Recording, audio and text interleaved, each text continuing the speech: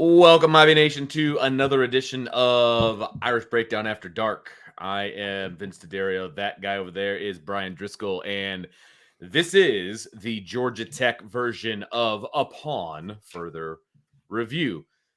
One day late, or I should say one day later than normal, because it obviously was an away game. There was some travel involved, absolutely. We warned everybody. We did. We warned them weeks and weeks ago. So, yes. I mean, if you're writing this stuff down, it should have been. I reminded them last week too. Yeah. I was on top of it, baby. Well, that just gave us a little bit of extra time also to jump into the film and whatnot as well, Brian. And you know, there was just like any game, there was good, there was bad, there were turning points, there was a lot to break down in this one. At the end of the day, it was a 31-13 victory for Notre Dame, and hilariously, they don't move at all in the polls, which I always find interesting over the last couple of weeks. But that's I actually understood it this week. Okay, to be honest, I mean, because you had like BYU keeps winning, and Indiana had a super impressive victory. They did. You know, and so I mean, some of it I understood. At the end of the day, it doesn't really matter. No, it doesn't. But, you know, and we talk about it and all this kind of stuff, but you know, it's one of those things where it's a game, Vince, where I don't know that they won in dominant enough fashion against a team that's respected the way that they should be to, you know, and look, you're listening to ESPN talk about the game. I mean, I actually heard people complain about it. So I was kind of listening to it in the hotel room later that night when I got back, and I'm like the whole game, all they kept talking about was Notre Dame's playoff chances, and they got to run up. Gosh. And I'm like, even today, like someone who I respect is asking about that narrative during the show. And it's like, you know, why are we allowing them to drive the narrative just because they talked about it in the game? I mean, you know, it's one of those things where, you know, that, I mean, they just create these narratives, and that's all they talked about, and gave like Notre Dame no credit. You know, like, oh, you know, the Georgia Tech's banged up. I'm like, Georgia Tech's banged up? Yeah, right. Are you kidding me? Seriously, like, you know, so. But it was a good win, Vince, and the further I got away from being at the game, because it was a very weird angle to view it at live. You know, it's an NFL stadium, and they don't often give NFL media a very good view. So we're like in the kind of the corner of the end zone. It's kind of like where you were at the Fiesta Bowl. Yep. Yeah. Remember like seeing a picture. Same exact type of place. Yeah. And it was really far away. So at times it was kind of hard to tell like who was who, and so you had to go back and break it all down, and you know, and those type of things, and then. It just was a weird weekend. You got some clown journalists. Somebody just put a super chat in there. We have a couple actually already from my guy, Anthony Solomon. Thank you for doing the show, gentlemen. You are welcome, my friend. Thank you for the super chat. Tyler Evans says, you know, how can you call yourself a journalist if you're cheering for Riley Leonard to get hurt from, from a Georgia Tech journalist that I shared it on X. And I was like, you know, wow, really? I tweeted it out because he was like, it'd be poetic justice if Riley Leonard got hurt because Marcus Freeman's trying to run up the score. And I was last I checked, Georgia Tech's still trying to, you know, play defense with their first team. So I ain't going to waste any more time on that clown show. We'll talk about that later, Vince. But just, it was one of those games, Vince. This was a very intriguing game because I had two very different reactions watching it live and then thinking through it, breaking down the film later.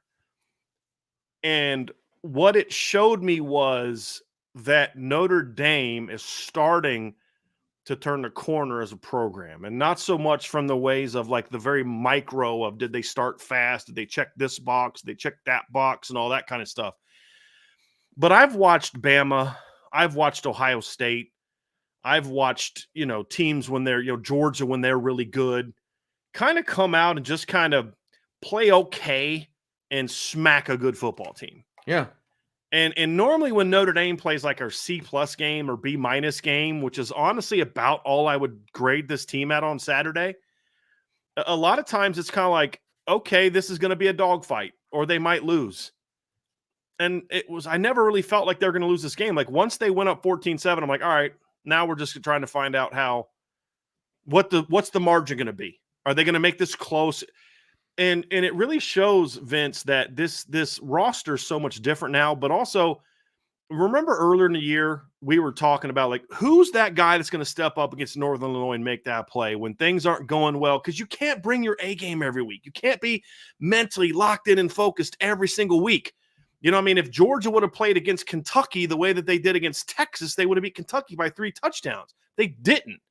You know, if they had to come out against Bama in the first half the way that they came out against Texas in the first half, they'd be undefeated. But they didn't. And so, you know, you're going to have those moments, but who's going to step up and make the play that sparks the team, that settles things down, that gets things going? And I'm watching this game and I'm thinking it was somebody different every single time. And I just came away from the game, Vince, kind of big picture, and I'll get into some specifics here in a bit, but I just felt coming away from this game, big picture, that this was a bit of a turning point game, because in the past, Notre Dame had to kind of bring their minimum B game to really beat good teams, because the talent difference wasn't so great that they could play a B minus C plus game. And when I mean B minus C plus, I'm talking like execution, you know, assignment correctness. They gave up big plays on defense, had mistakes on. I'm not talking like, oh, they didn't want to be here. It wasn't that. It wasn't that they didn't. I mean, they didn't come out supercharged, but I didn't think they came out flat either. You know what I mean, Vince? And so I'm watching this game and I'm like, you know, they're not playing great today, but they still kind of dominated that game, Vince. I mean, after the kind of couple drives on both sides of the ball, they kind of dominated that game. And it felt like, watching it live, it was a little frustrating because, you know, as a coach, you're like, man, you got to make that block. You got to make that read. You got to make that route, run that route the right way. You got to make that tackle. You got, like, come on, guys, why are we blowing this coverage? And there was a lot of that in the game, but yet it was never close. Right. And it wasn't close because even, you know, you say, okay, you know, Zach Pyron's a 4-star quarterback that literally in his first career start 2 years ago led Georgia Tech on the road to a victory over Virginia Tech. Like, this isn't some freshman kid that's never played before. This is a talented quarterback. He's going to be their starter next year. He's a good football player. And he played really well. He played really well. Look, he doesn't have a ton of experience, right? Like on field, a ton of it. Right. And when you look back at what he's done, it's like, okay, well, he's going to be limited here and he might be limited here. And this is his first start in a while and all of those different things. Taking all of that into account, though, he played a really good game. Like, if he doesn't play the way he does, this game is not as close as it was. You know what I mean? And I know a lot of people have said, well, if Haynes King would have played, and I'm like, actually, I think if Haynes King would have played, it wouldn't have been that close. Because I thought he brought a pass game element, a throwing talent, arm talent, skill that I don't know that Haynes King has. Haynes King would have made the run game more dynamic, but I thought this kid made some plays with his legs. I think Notre Dame would have been able to key a little bit even more on the run game. So, you know, when I look at these different aspects of it, Vince, you know, to be in a place where you can be down 3 starting offensive linemen, your All-American tight end is preseason All-American tight end is just playing okay. You're missing your top 2 Vipers. Because you're down your top 2 Vipers, one of your top defensive ends has to now go play over into the boundary, the Viper position, right? Josh Burnham. You're down Jason Onye. You don't have Benjamin Morrison. You know, you've got all these guys banged up, and you still went out there and clearly had the best team on the field talent-wise. And this is one of the best receiving corps they're going to face all year, and they made – like, they had 3 blown coverages, 2 on the tight end, 1 on their, like, number 3 receiver. And they Malik Rutherford and Eric Singleton, I thought they did a great job keeping in check. Jamal Haynes was a preseason first team all-opponent player for me. I believe he was a preseason all-ACC player. They held him to career lows of 15 rushing yards on 8 carries and 1.9 yards per carry. Yeah, less than 2 yards a carry. I mean, we talked about how good their backs were, both averaging about almost 6 yards a carry. Chad Alexander had 3.8 yards a carry. Jamal Haynes had 1.9 yards per carry. This is a team. Brent Key is now in his second full season as the head coach, Vince. Since Brent Key has been the head coach, they have averaged over 200 yards rushing per game. And Notre Dame flat out just shut that down. in this game. And it wasn't like, oh, they almost had this. I mean, they just flat shut it down. They whooped up a pretty good defensive line, kept them in check. I mean, the 64 rushing yards, the lowest they had so far this season was 98 against Louisville, 2.7 per carry. Notre Dame held them 2.1. We've talked about how good Louisville's defense had been this year against the run. Didn't look very good against Miami. The last two games coming into this game, they had ran for 616 yards in the two previous games coming into this matchup against Notre Dame. They flat out shut them down. Yeah, 64 yards. Yeah, this team ran for 205 yards on Georgia last year. So you look at that and you're like, dude, that's impressive. Eric Singleton he was targeted 13 times. He had 6 catches for 59 yards. Malik Rutherford, good player, was targeted 5 times, had 4 catches for 32 yards. So those two studs at receiver, who we talked a lot about last week, were targeted 18 times, had 10 catches for a grand total of 91 yards in that game. And even with blown coverages, 3 blown coverages. Yeah. Notre Dame shut them down. And they were blown all right because it was wide open. It's wide open on those particular. So a lot to critique, a lot to clean up, Vince, but you're just getting to the point where, number one, you come away with a couple conclusions. Number one is this is just kind of who they are this year. I don't believe there's a magic sauce out there that's just going to make this team all of a sudden it's just going to click. If it happens, great, but we have to at least accept this is who they are. But also who they are is pretty good, Vince. I mean, I'm watching teams look schizophrenic week to week. Sure. And I'm like, look, this is now 3 weeks in a row that Notre Dame's this is just kind of who they are. They start a little slow on defense. Well, why do they keep starting slow on defense? Because every week they have a brand new defense because they keep losing people. You know what I mean? Like they lost Jordan Patojo before the Miami of Ohio game. They missed Josh Burnham for a chunk. He didn't come back till the Stanford game. They have Boubacar Traore steps into the lineup against Miami. Then he's hurt in the first half against Louisville. He's out. Burnham finally comes back. He's playing well. You lose Christian Gray for the Louisville game. You get them back for the Stanford game. Now Benjamin Morrison's out. I mean, Jason Onye's filling it. I mean, there was at times early in the year where Jason Onye is your best defensive tackle in a couple games. He's out. Right. It's like, and every week it's like a new look defense, and it doesn't matter who they plug in there. This defense ends up doing the job. Yeah. And so I just look at this team and say, yeah, they're just the injuries have created, and this isn't an excuse because they should still win every single game they play this regular season.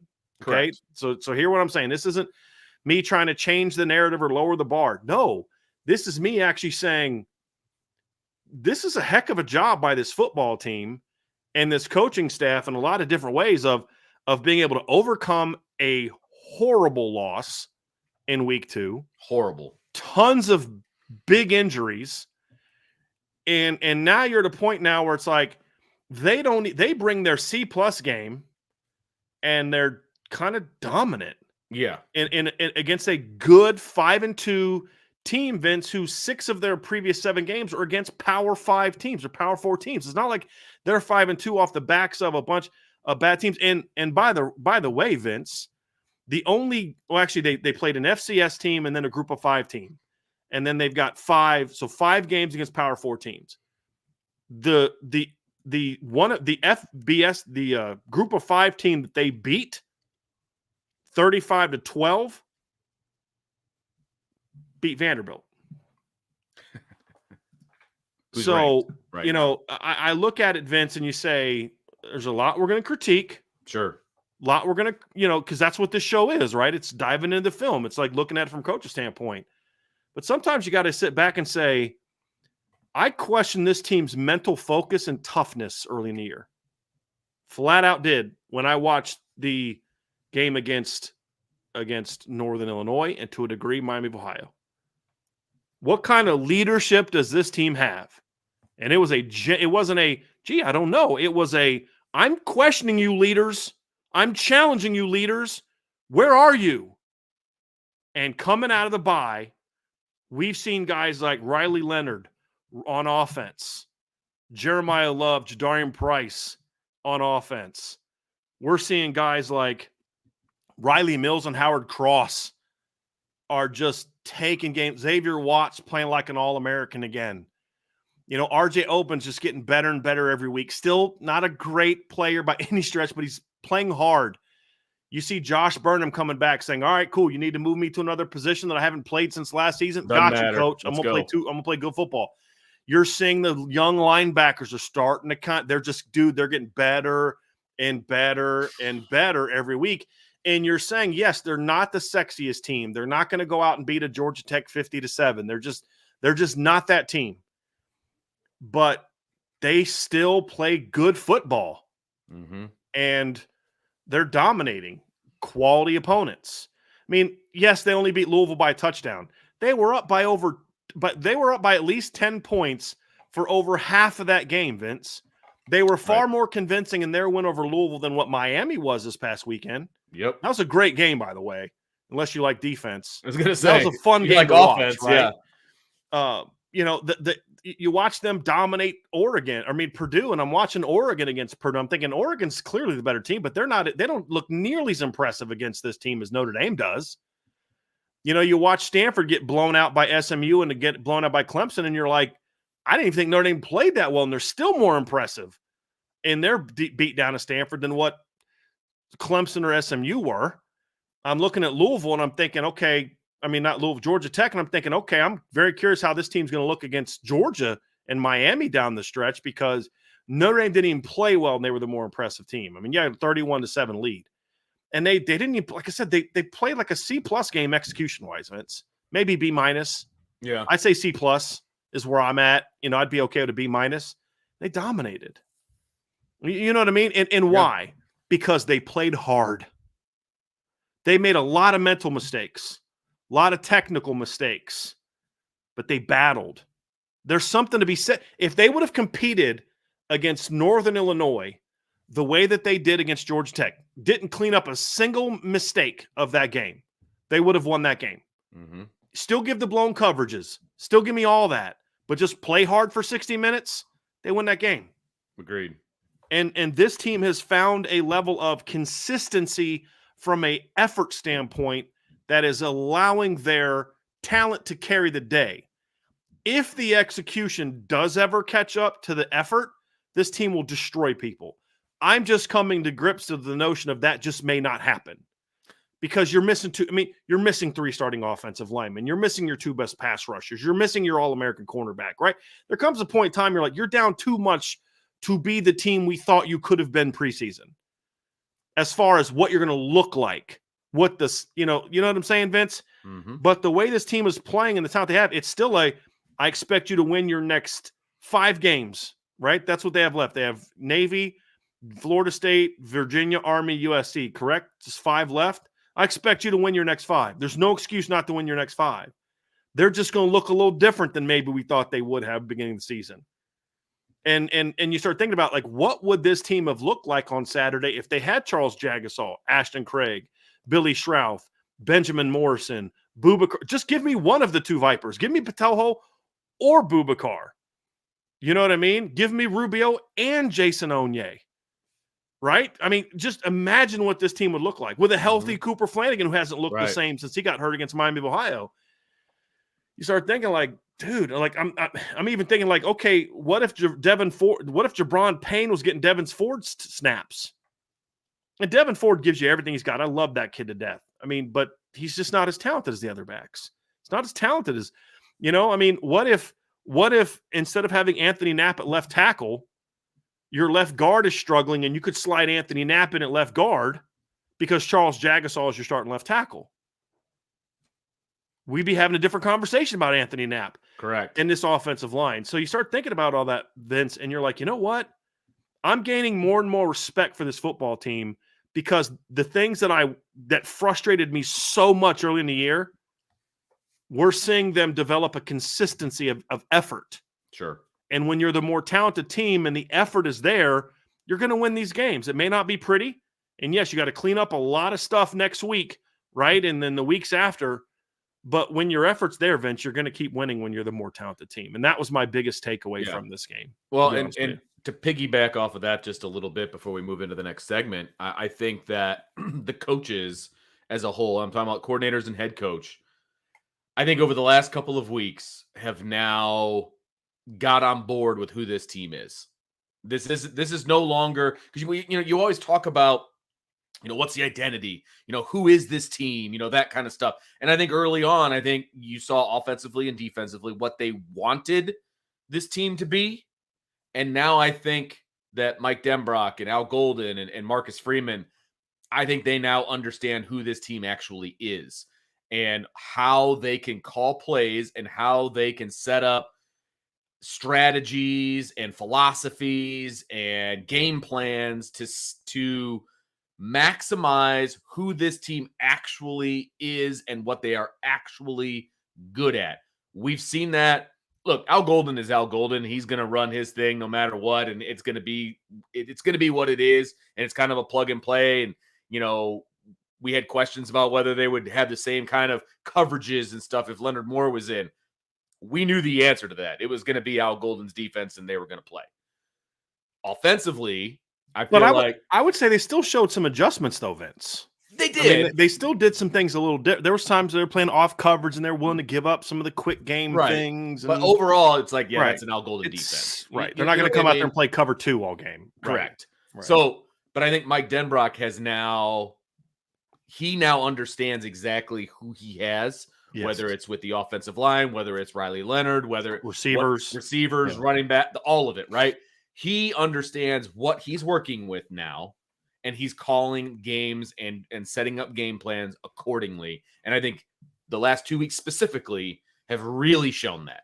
And we'll get it more into the defense or offense and all of that as we move forward. But as a whole, I feel like this coaching staff understands who this team is, and they are calling the game accordingly. Yeah, I mean, we'll talk more about this later, but who your offensive line is.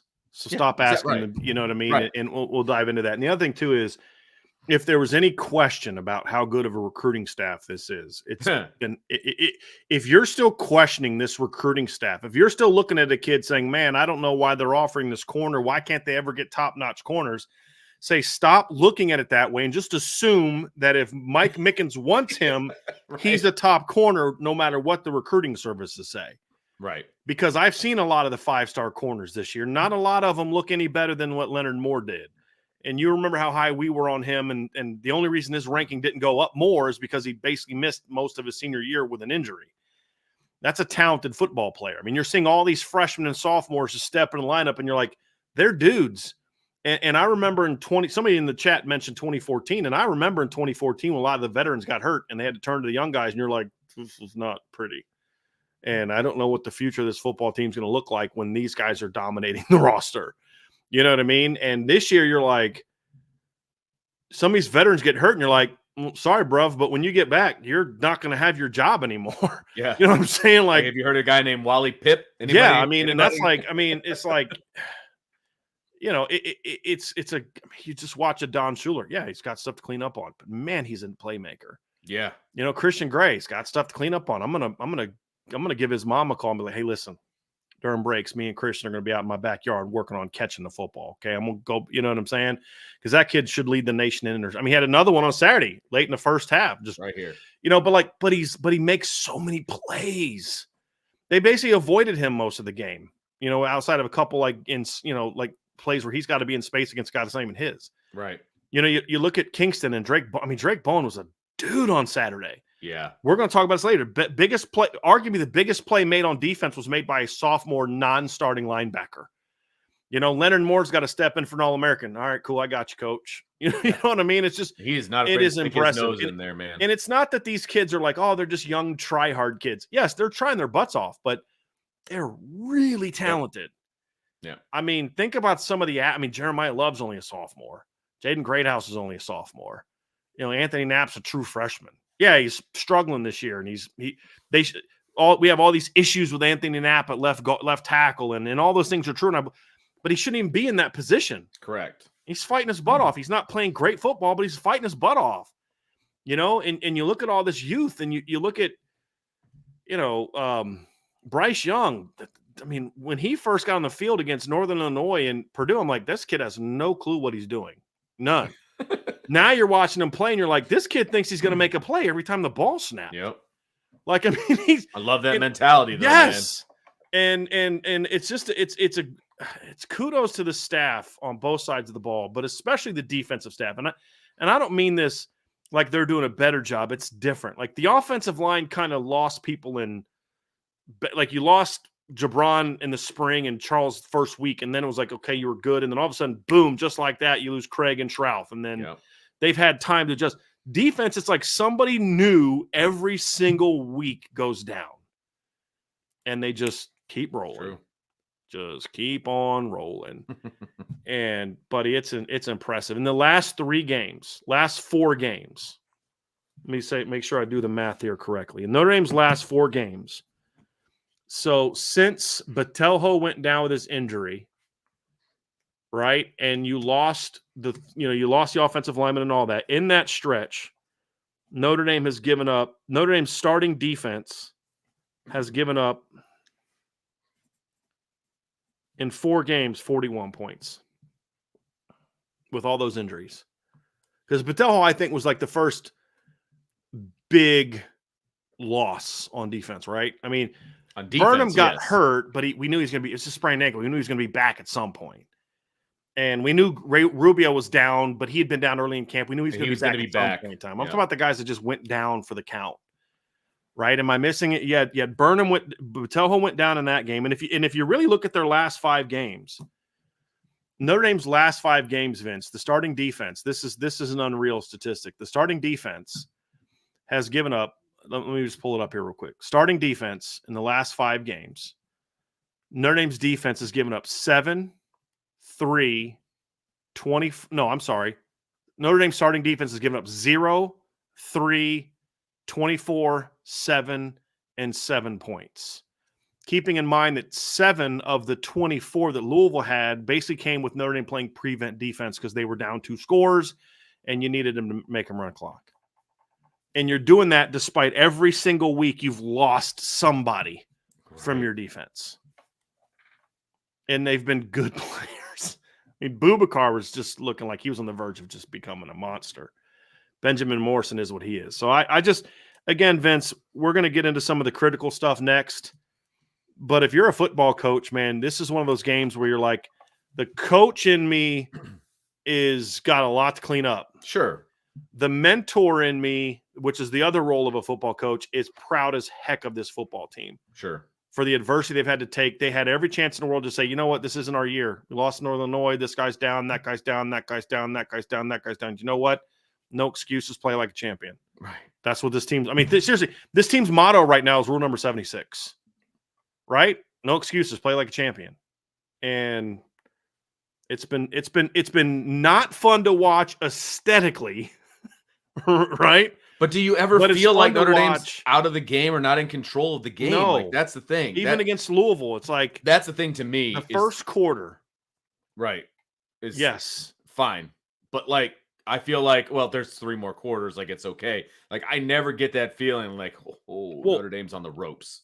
But from the moment that Leonard Moore stripped that ball against Louisville, Notre Dame has really not been in a competitive football game. Right. Exactly. Because and every time Louisville scored to make it close, Notre Dame would go right downfield and score again. Exactly. They just answered. Right. Dominated Stanford. Dominated Georgia Tech. I will close out this segment with this particular stat because, you were taking away some points, because it was the second team or it was the whatever, right?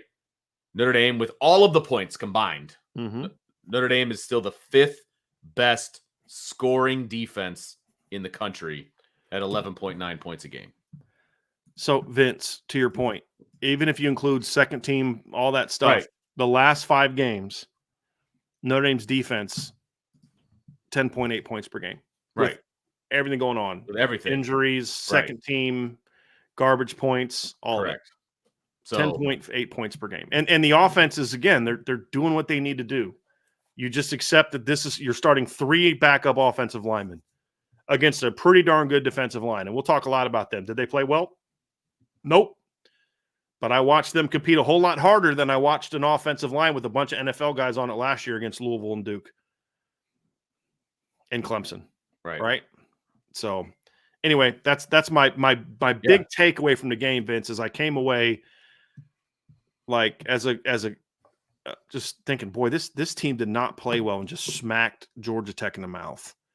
And I don't think Haynes King would have made that much of a difference. I don't either. Because I think that the only success they had was a couple blown coverages in the pass game. Notre Dame completely dominated their run game. And a lot of their, I mean, I'd say probably half of their run yards were on quarterback scrambles in the pass game.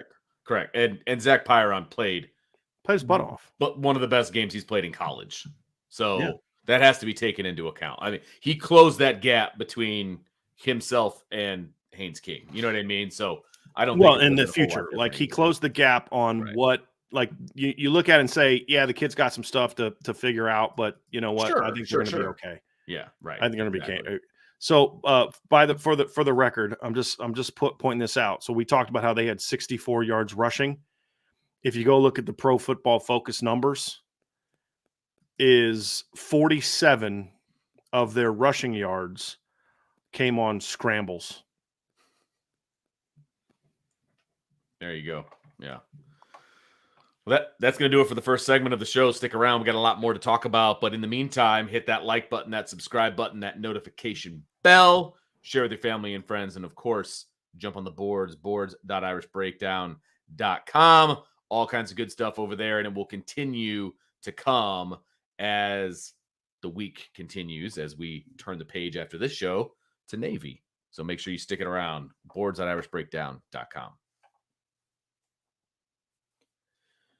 Next segment, Brian, let's talk about the keys to victory on the offensive side of the football.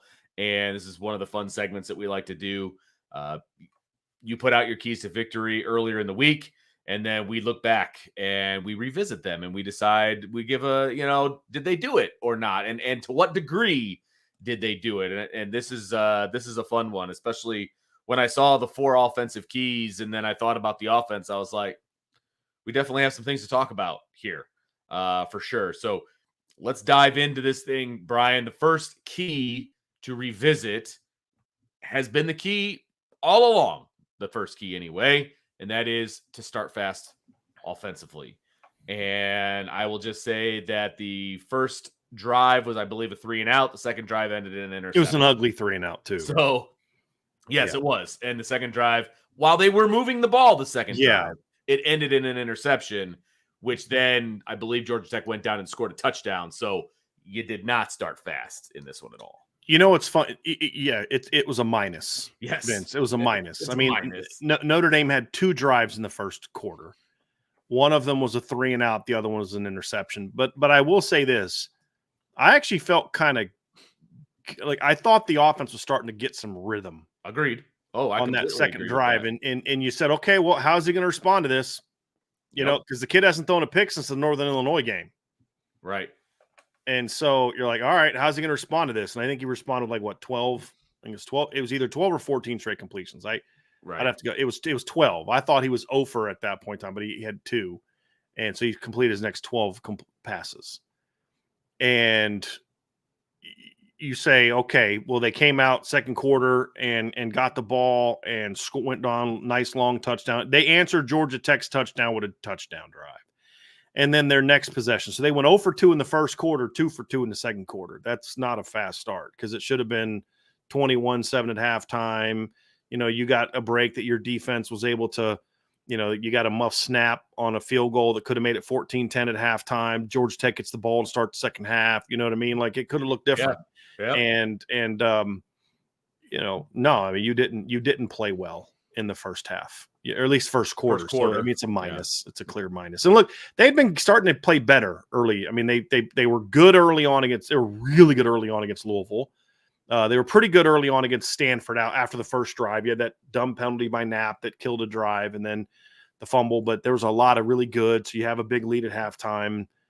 But this game, they definitely didn't start fast. That's a minus. No, they did not start fast at all, and it was honestly, it was disappointing how they started, because you're right. The 3-and-out to start the game was ugly. I mean, they had the ball for just a shade over a minute. They only gained 8 yards. Like that was just not. Yeah, I mean, your first drive and the kick return The 3 plays and the punt all took 1 minute and 17 seconds. Yes, it's terrible. I'm sorry, it was terrible. Your second drive lasted a whopping 3 minutes and 16 seconds. Correct. So in the first quarter, you had the ball for 4 minutes and 30 seconds, 33 seconds. I mean, they had it for almost 10 minutes. Yeah. And that was not a good omen, obviously. If you're looking at that and you're like, okay, if this whole game is going to be like the first quarter, that's obviously not good. Yeah. Yeah. It was funny, Vince. I'm watching and I wasn't, it was not good. And I was frustrated watching it, but I wasn't as panicked as I would have normally been. Because you just felt like there's some stuff there. They just, Riley forced that ball, trying to make a play. And you thought that they were they had some openings there. You could kind of see they were starting to, and then boom, you have that happen, right? I mean, even like the second drive starts with Jadarian Price just making a dude miss and the whole safety comes down. It's him and Jadarian in the hole. And it's like, that's not going to work. Yeah. I was talking to a guy that covers Georgia Tech and he was doing it. He did a really nice post-game show, but he was kind of ripping him like, you did a bad job tackling. I was like, hey, brother, I hate to admit it to you, but that's been the story that every team that Notre Dame has played this year. That's been their story, their defensive story after the game, and it's not a coincidence. If they're trying to tackle an open space, like go ask Texas A&M how easy it is to tackle Jadarian Price and Jeremiah Love in space. Right. Good luck. That's that's life, brother. You know what I mean? Just prepare yourself for it. It's gonna happen. Right. Exactly. But yeah, I mean, definitely minus on the fast start, Vince. So the second one is an interesting one. It is a topic of debate, I suppose, for some people. I don't think it is. Okay, that's fair too. Offensive line must play well was your second key to victory. And the point was, Vince, not that they just need to do a body on a body. They needed to play beyond that. They needed to play well, and they didn't. But they played hard. Correct. And they're not playing well resulted in a lot of drives stagnating. And it wasn't just them. The receivers had some mistakes in the game. Sure. Riley had the pick. It was just a terrible decision. Just doing it. Bo Collins quit on the route. Okay. Even Still, if he didn't, bad decision. Like there was a guy between him and the ball, and then the guy that picked the pass off. I mean, my only hope on that play was like, please overthrow this defender. Please overthrow the defender. And I think he thought that he did do that because it was a pretty nice interception. I mean, it was a fingertips interception. He wasn't trying to overthrow that. No, he wasn't. But right. I think when he let it go, he's like, well, at least I overthrew him. Yeah. Like, you know what I mean? Terrible, and it just didn't. I mean, it's just awful. It was just, so it wasn't just the line, but I mean, just go through drives and it's 21-7. How are we feeling about this game if the 18-yard touchdown run from Jeremiah Love in the fourth quarter counts? And all of a sudden, now they're really behind the 8 ball. And, because I think was it 21-0? Or was it 24-0 when that play happened, Vince? Let me go back. Well, the missed field goal happened. It was his second field goal try, so 24. Yeah, right. So let me see here. Yeah, so that was on the field goal drive. Oh, correct. The field goal drive. Okay, so it's on 21. The first field goal drive. Yeah, so second and 10, Jeremiah Love. Right. So yeah, so now all of a sudden it's early fourth quarter. Georgia Tech gets the ball back at the 10-minute mark. They would have actually had another minute on the clock. If not for that penalty, and it's 28-7. Now we got to throw the ball all over the field, and maybe Notre Dame shuts them down and gets good field position. Maybe they get the pick sets then, right? So we're having a different conversation about it. And it's the second week in a row you've had a drive just completely stalled by that kind of penalty.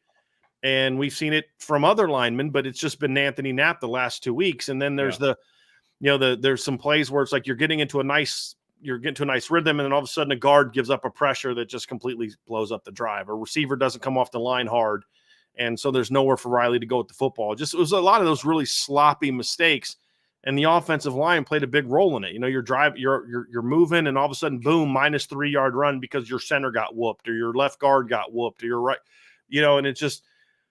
Your right tackle just completely whiffs on an outside rush. Your left tackle just gets kind of driven into the quarterback. I mean, you've got a screenplay called, and I'm thinking, dude, if the left tackle gets out there, that might have gone. There just was a lot of those plays, and it was everybody across the board had one. Oh yeah, 100%. And I thought the offensive line they were okay the first 3 quarters. They had a really bad fourth quarter. just for whatever reason, and I can't pinpoint it, but fourth quarter, I think part of it's because Georgia Tech started really keen on the run game in the fourth quarter. Since when Notre Dame went up, they're like, well, we don't think they're going to throw it. And they just had a lot of mistakes in the fourth quarter. Pressures, run throughs, the hold. They had a really bad fourth quarter, and that's what kept Notre Dame from pulling this game away. Because up to that point in time in the second half, Notre Dame was cruising against Georgia Tech in the second half. And then the offensive line just started making this drive-killing mistake, that drive-killing mistake.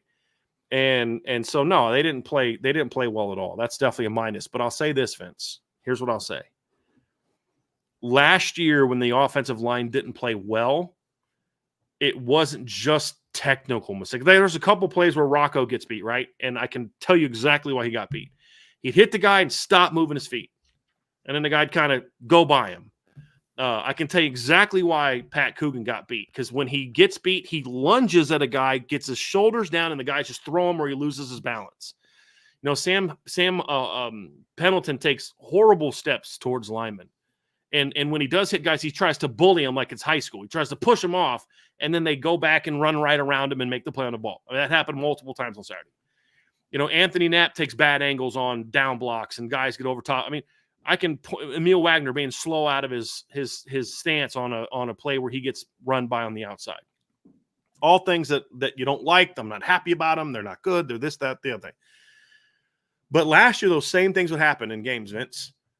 But what made it worse is they didn't play hard. Here's what I'll say about the offensive line on Saturday. I don't think anybody on the offensive line played well Saturday. I thought Sam Pendleton played poorly.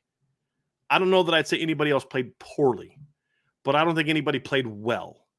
But you know why they were able to be part of an offense that was able to do what they did against Georgia Tech? Because they played hard. Mm-hmm.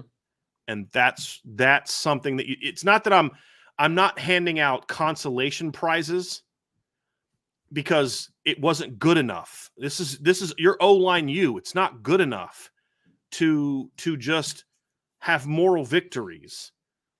But, you went out and you were playing a defense, Vince, that we talked about was giving up, barely 100 yards a game, right? They were giving up, let's see, what were they at coming into this game? Vince? I think they were minus 100, right? So they were at, I'm sorry, I need to go to Georgia Tech. What was Georgia Tech's run defense coming into this game? They were giving up like 88 yards a game, something like that. No, that was Stanford.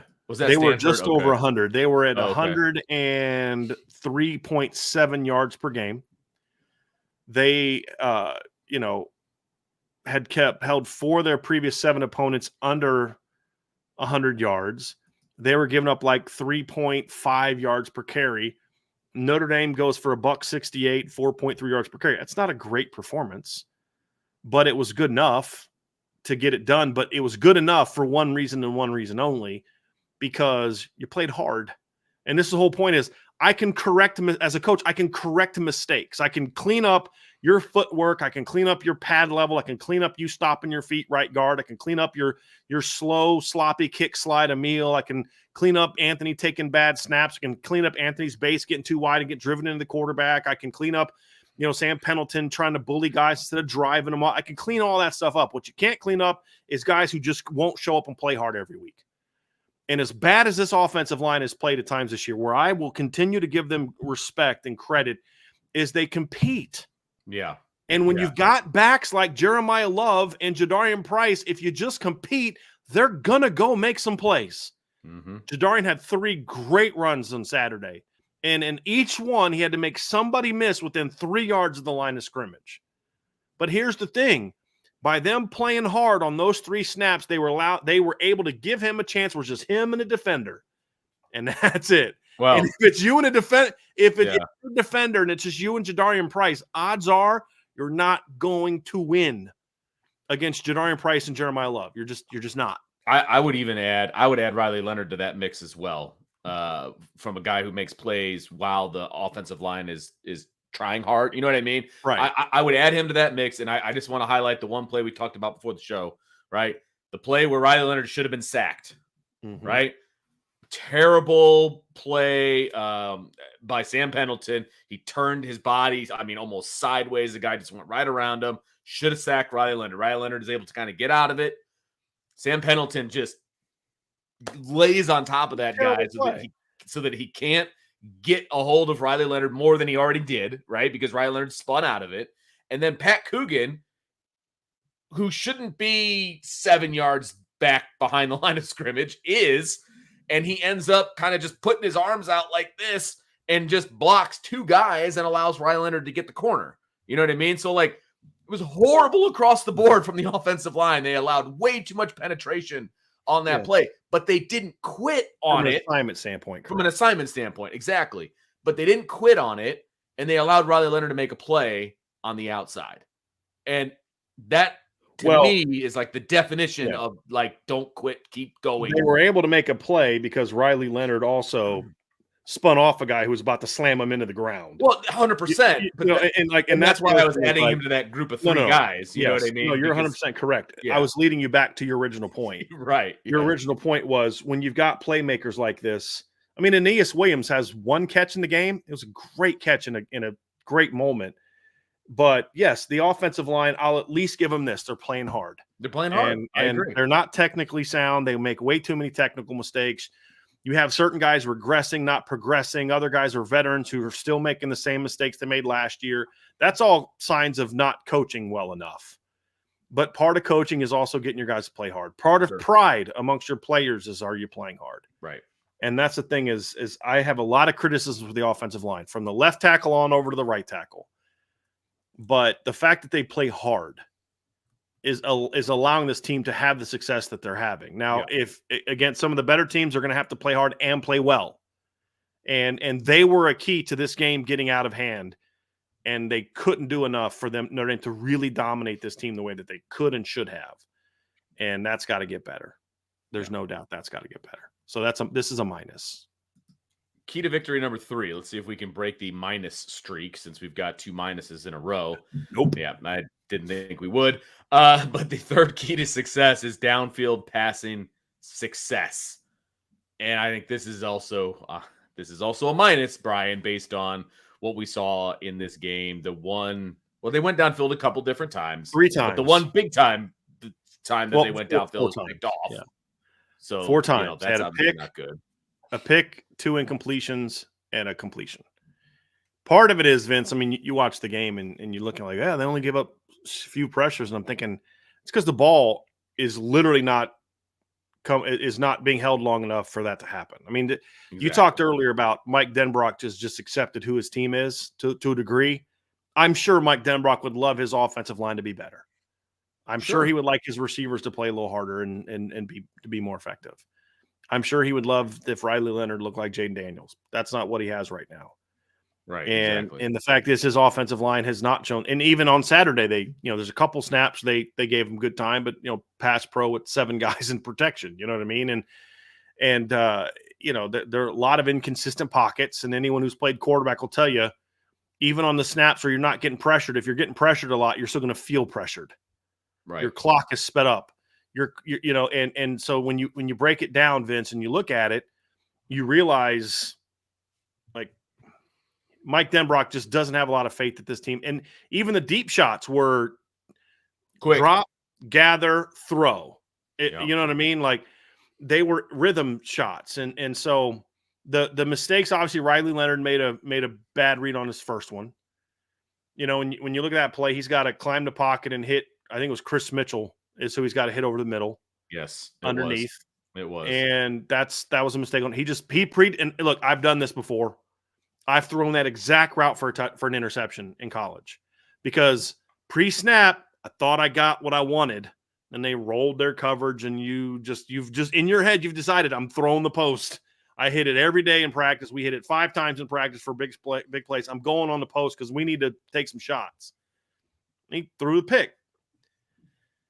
And then they had the far hash slot fade to Jaden Greathouse. Great ball, great catch by Jaden Greathouse. Yeah. I hope that's a springboard for Riley Leonard because Jaden Greathouse wasn't open. The guy played it well. Jaden didn't make a great move, but Riley threw it right where only Jaden could get it, and Jaden made a great play on the ball and got his feet down. You had the post route late to Jaden Thomas. I thought Jaden – ran a sloppy route. He drifted, let the guy get underneath him. I thought the routes all day were sloppy and kind of slow. And Riley tried to force the ball instead of what Riley needs to do there is throw it quicker and just throw it over the top to the back of the end zone, and either Jaden catches it or nobody does. And he tried to force it, and the guy almost undercut it. I think, I just there. And then if you had to throw to Bo Collins, now I'm gonna actually put this on the board, Vince, later tonight. But that ball 100% should have been caught. So Bo overcorrected on that route. So Bo got too wide on the release, and in stacking the guy, he went too far inside. So if you look at where he was when Riley let the ball go, it would have dropped right here if Bo would have stayed on his track. At the very least, Bo has to kind of go like this to catch it. And he just overcorrected a little bit. And then because he's coming in, he has to go out, and it looks like a not a good throw, but to me that's on Bo. I thought overall Bo played fine. It's just that'll happen sometimes. But when you don't throw the ball downfield a lot, those things tend to look worse. Sure. Yeah. And so there was just missed opportunities throwing the ball down the field, and they didn't take advantage of some stuff that was there. But honestly, they didn't have a lot of time, and they gave them some clean pockets. Their pass pro was okay at times, but this is okay against a team that's not a very good pass rushing team. They were ranked in the hundreds coming into this game, in Pro Football Focus pass rush grade, which, I don't know how much I want to put into that, but they also ranked in the what were they, Vince? Let me go find this. I'm going to try to find this breakdown because I had the stat last week. So let me just find this real quick. I think they ranked in the 90s in sacks per game. Let's see here. Stacking up. All right, let's find the Georgia Tech pass defense. They ranked 113th in sacks per game coming into the game. So you were okay against the defense that ranked 113th in the country in sacks. Right. A team that had 74 pressures coming into the game, according to Pro Football Focus. 74 pressures in 7 games. They're not a very good pass rushing team. And so you should have dominated them, and they didn't. They were just okay and had some big misses, and that played a big role in why they couldn't get the ball down the field. And again, we just have to come to grips with this is who they are. And I still will never understand why they don't even – and there was one play where Chris Mitchell's open for might have been a touchdown, Vince. I think it was the second quarter. It was a play where Riley scrambled. Might have been the 4th down play. But Chris Mitchell's wide open on a go route, and Mitchell Evans is wide open on a cross. But the pressure just immediately gets to Riley. It pushes him, and he goes to go to the opposite way, right? To the right. And yeah, he couldn't see the crosser, and he couldn't see the go. Yep. It just got right in his face right away. Yep. And that was another one of those plays where, there was 2 guys wide open on the play, and Chris Mitchell's like, I'm open, because they blew the coverage. The corner came in, and the safety turned his back on Chris Mitchell. But as soon as Riley gets to the top of his drop, inside stunt, he's got to spin out. He's got to go outside. Couldn't see him. And it's stuff like that keeps happening that eliminates chances for big plays. And you don't call enough downfield shots to be able to miss on those opportunities. And those things continue to get frustrating. Very, very frustrating. We got one more key to victory that we need to revisit here, and it was efficiency in the run game. And this one, I think, is a little. This one isn't quite as negative. I think we're in the neighborhood on this one, but it's still not a plus for me. It's a check. Yeah. And I haven't looked at the numbers yet, but this is more just reviewing the film. There was a couple negatives, but overall, Vince, I thought they did a pretty decent job of getting the 2s and the 3s and the 4s when they were there, and not allowing the run game to get them behind the sticks a whole lot.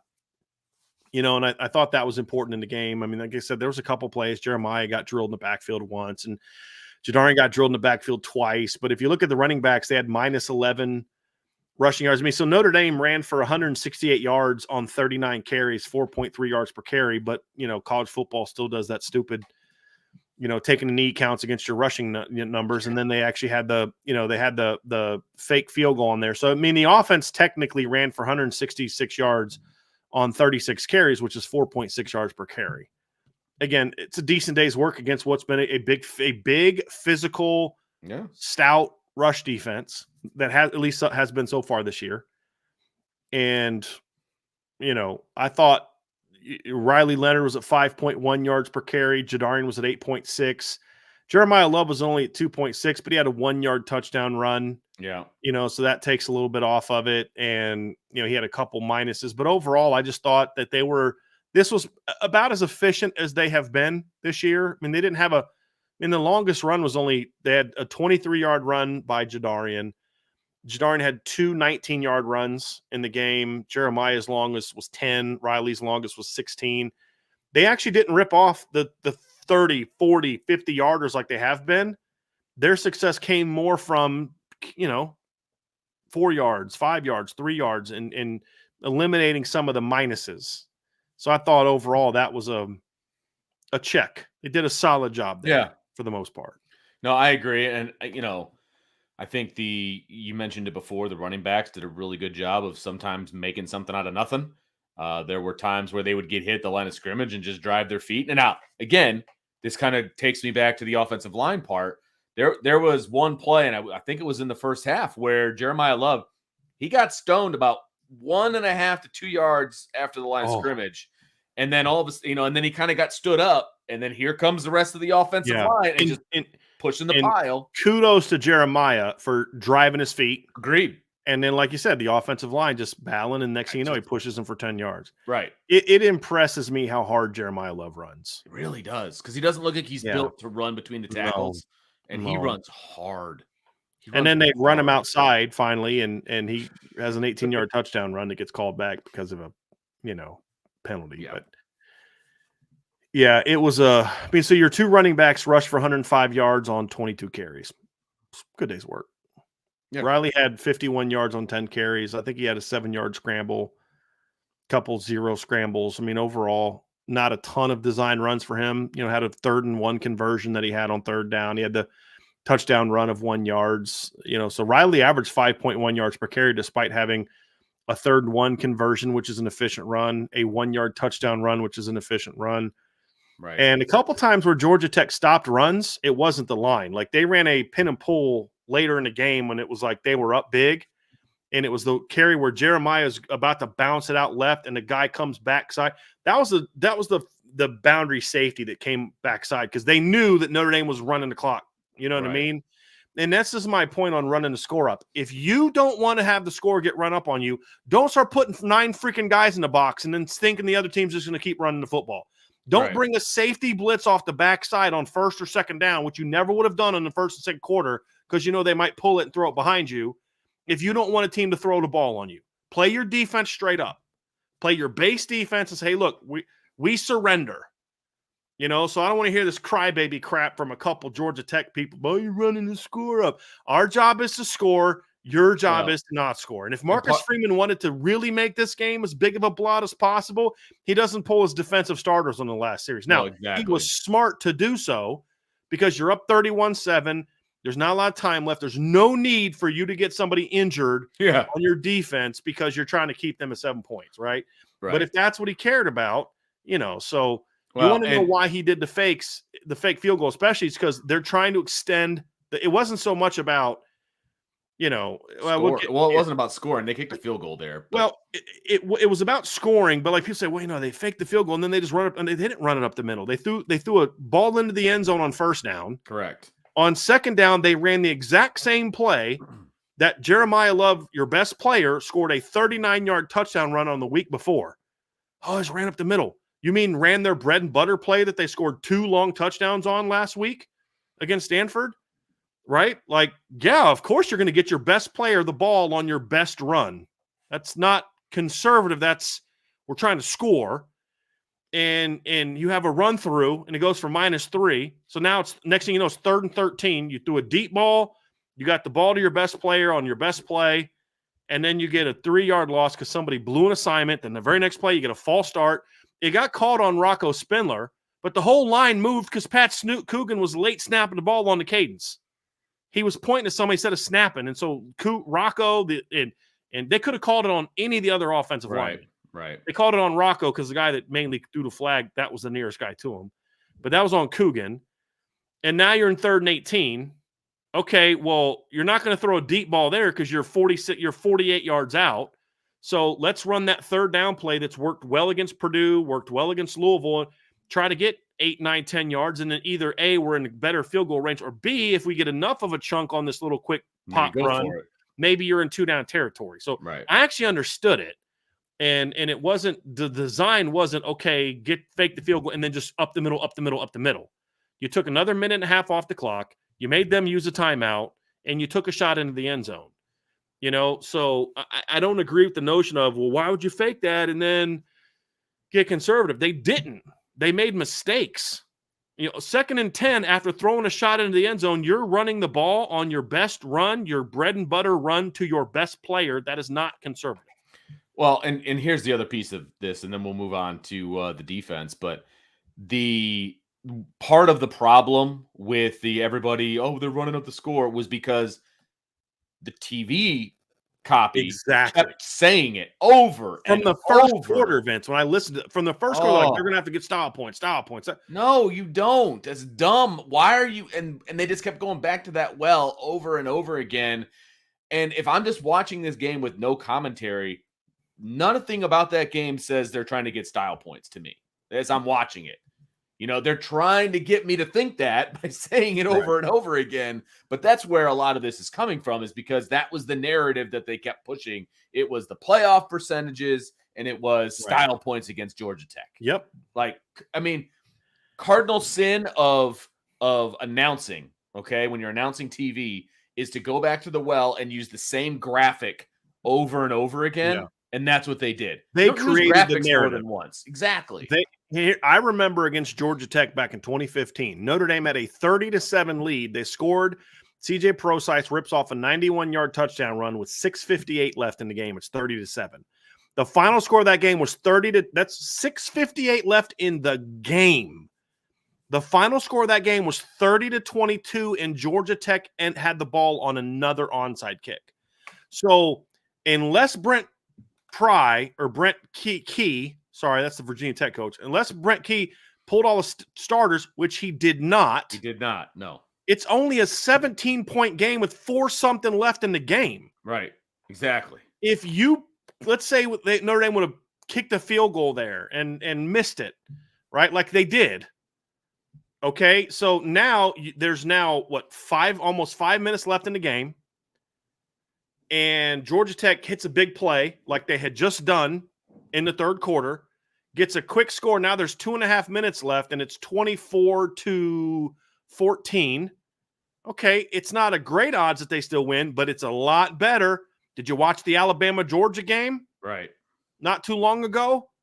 So, that's the whole thing for me, is like, it's nonsense. It was nonsense. It was disappointing because I actually tend to like those two guys as a play-by-play crew in other games. I thought this game was like, they seemed like they had their talking points and they were sticking to it, man. Like, never talked about this is a good Georgia Tech team, and it's just narrative. But the point is, Vince, is we're getting back to an efficiency in the run game. They lost some of that in the fourth quarter, right? And that played a role in their offense kind of losing its pace, but part of that was how Georgia Tech was playing. Sure. Once Notre Dame got a big lead, they started bringing stuff from all over the place, and Notre Dame was kind of running teeth of it. I mean, so you want to know why they were throwing the ball, because Georgia Tech was bringing all that nonsense. So yep. Yeah, and again, I go back to in football, your offense has one job: score. Yeah.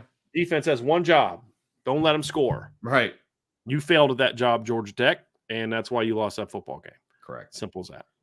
So that's going to do it for our keys revisited offensively. Stick around. We've still got to talk about the defense and some other stuff. But in the meantime, hit that like button, that subscribe button, that notification bell, share with your family and friends, leave a 5-star review, and jump on the boards@irishbreakdown.com for all kinds of breaking news and breakdowns as well.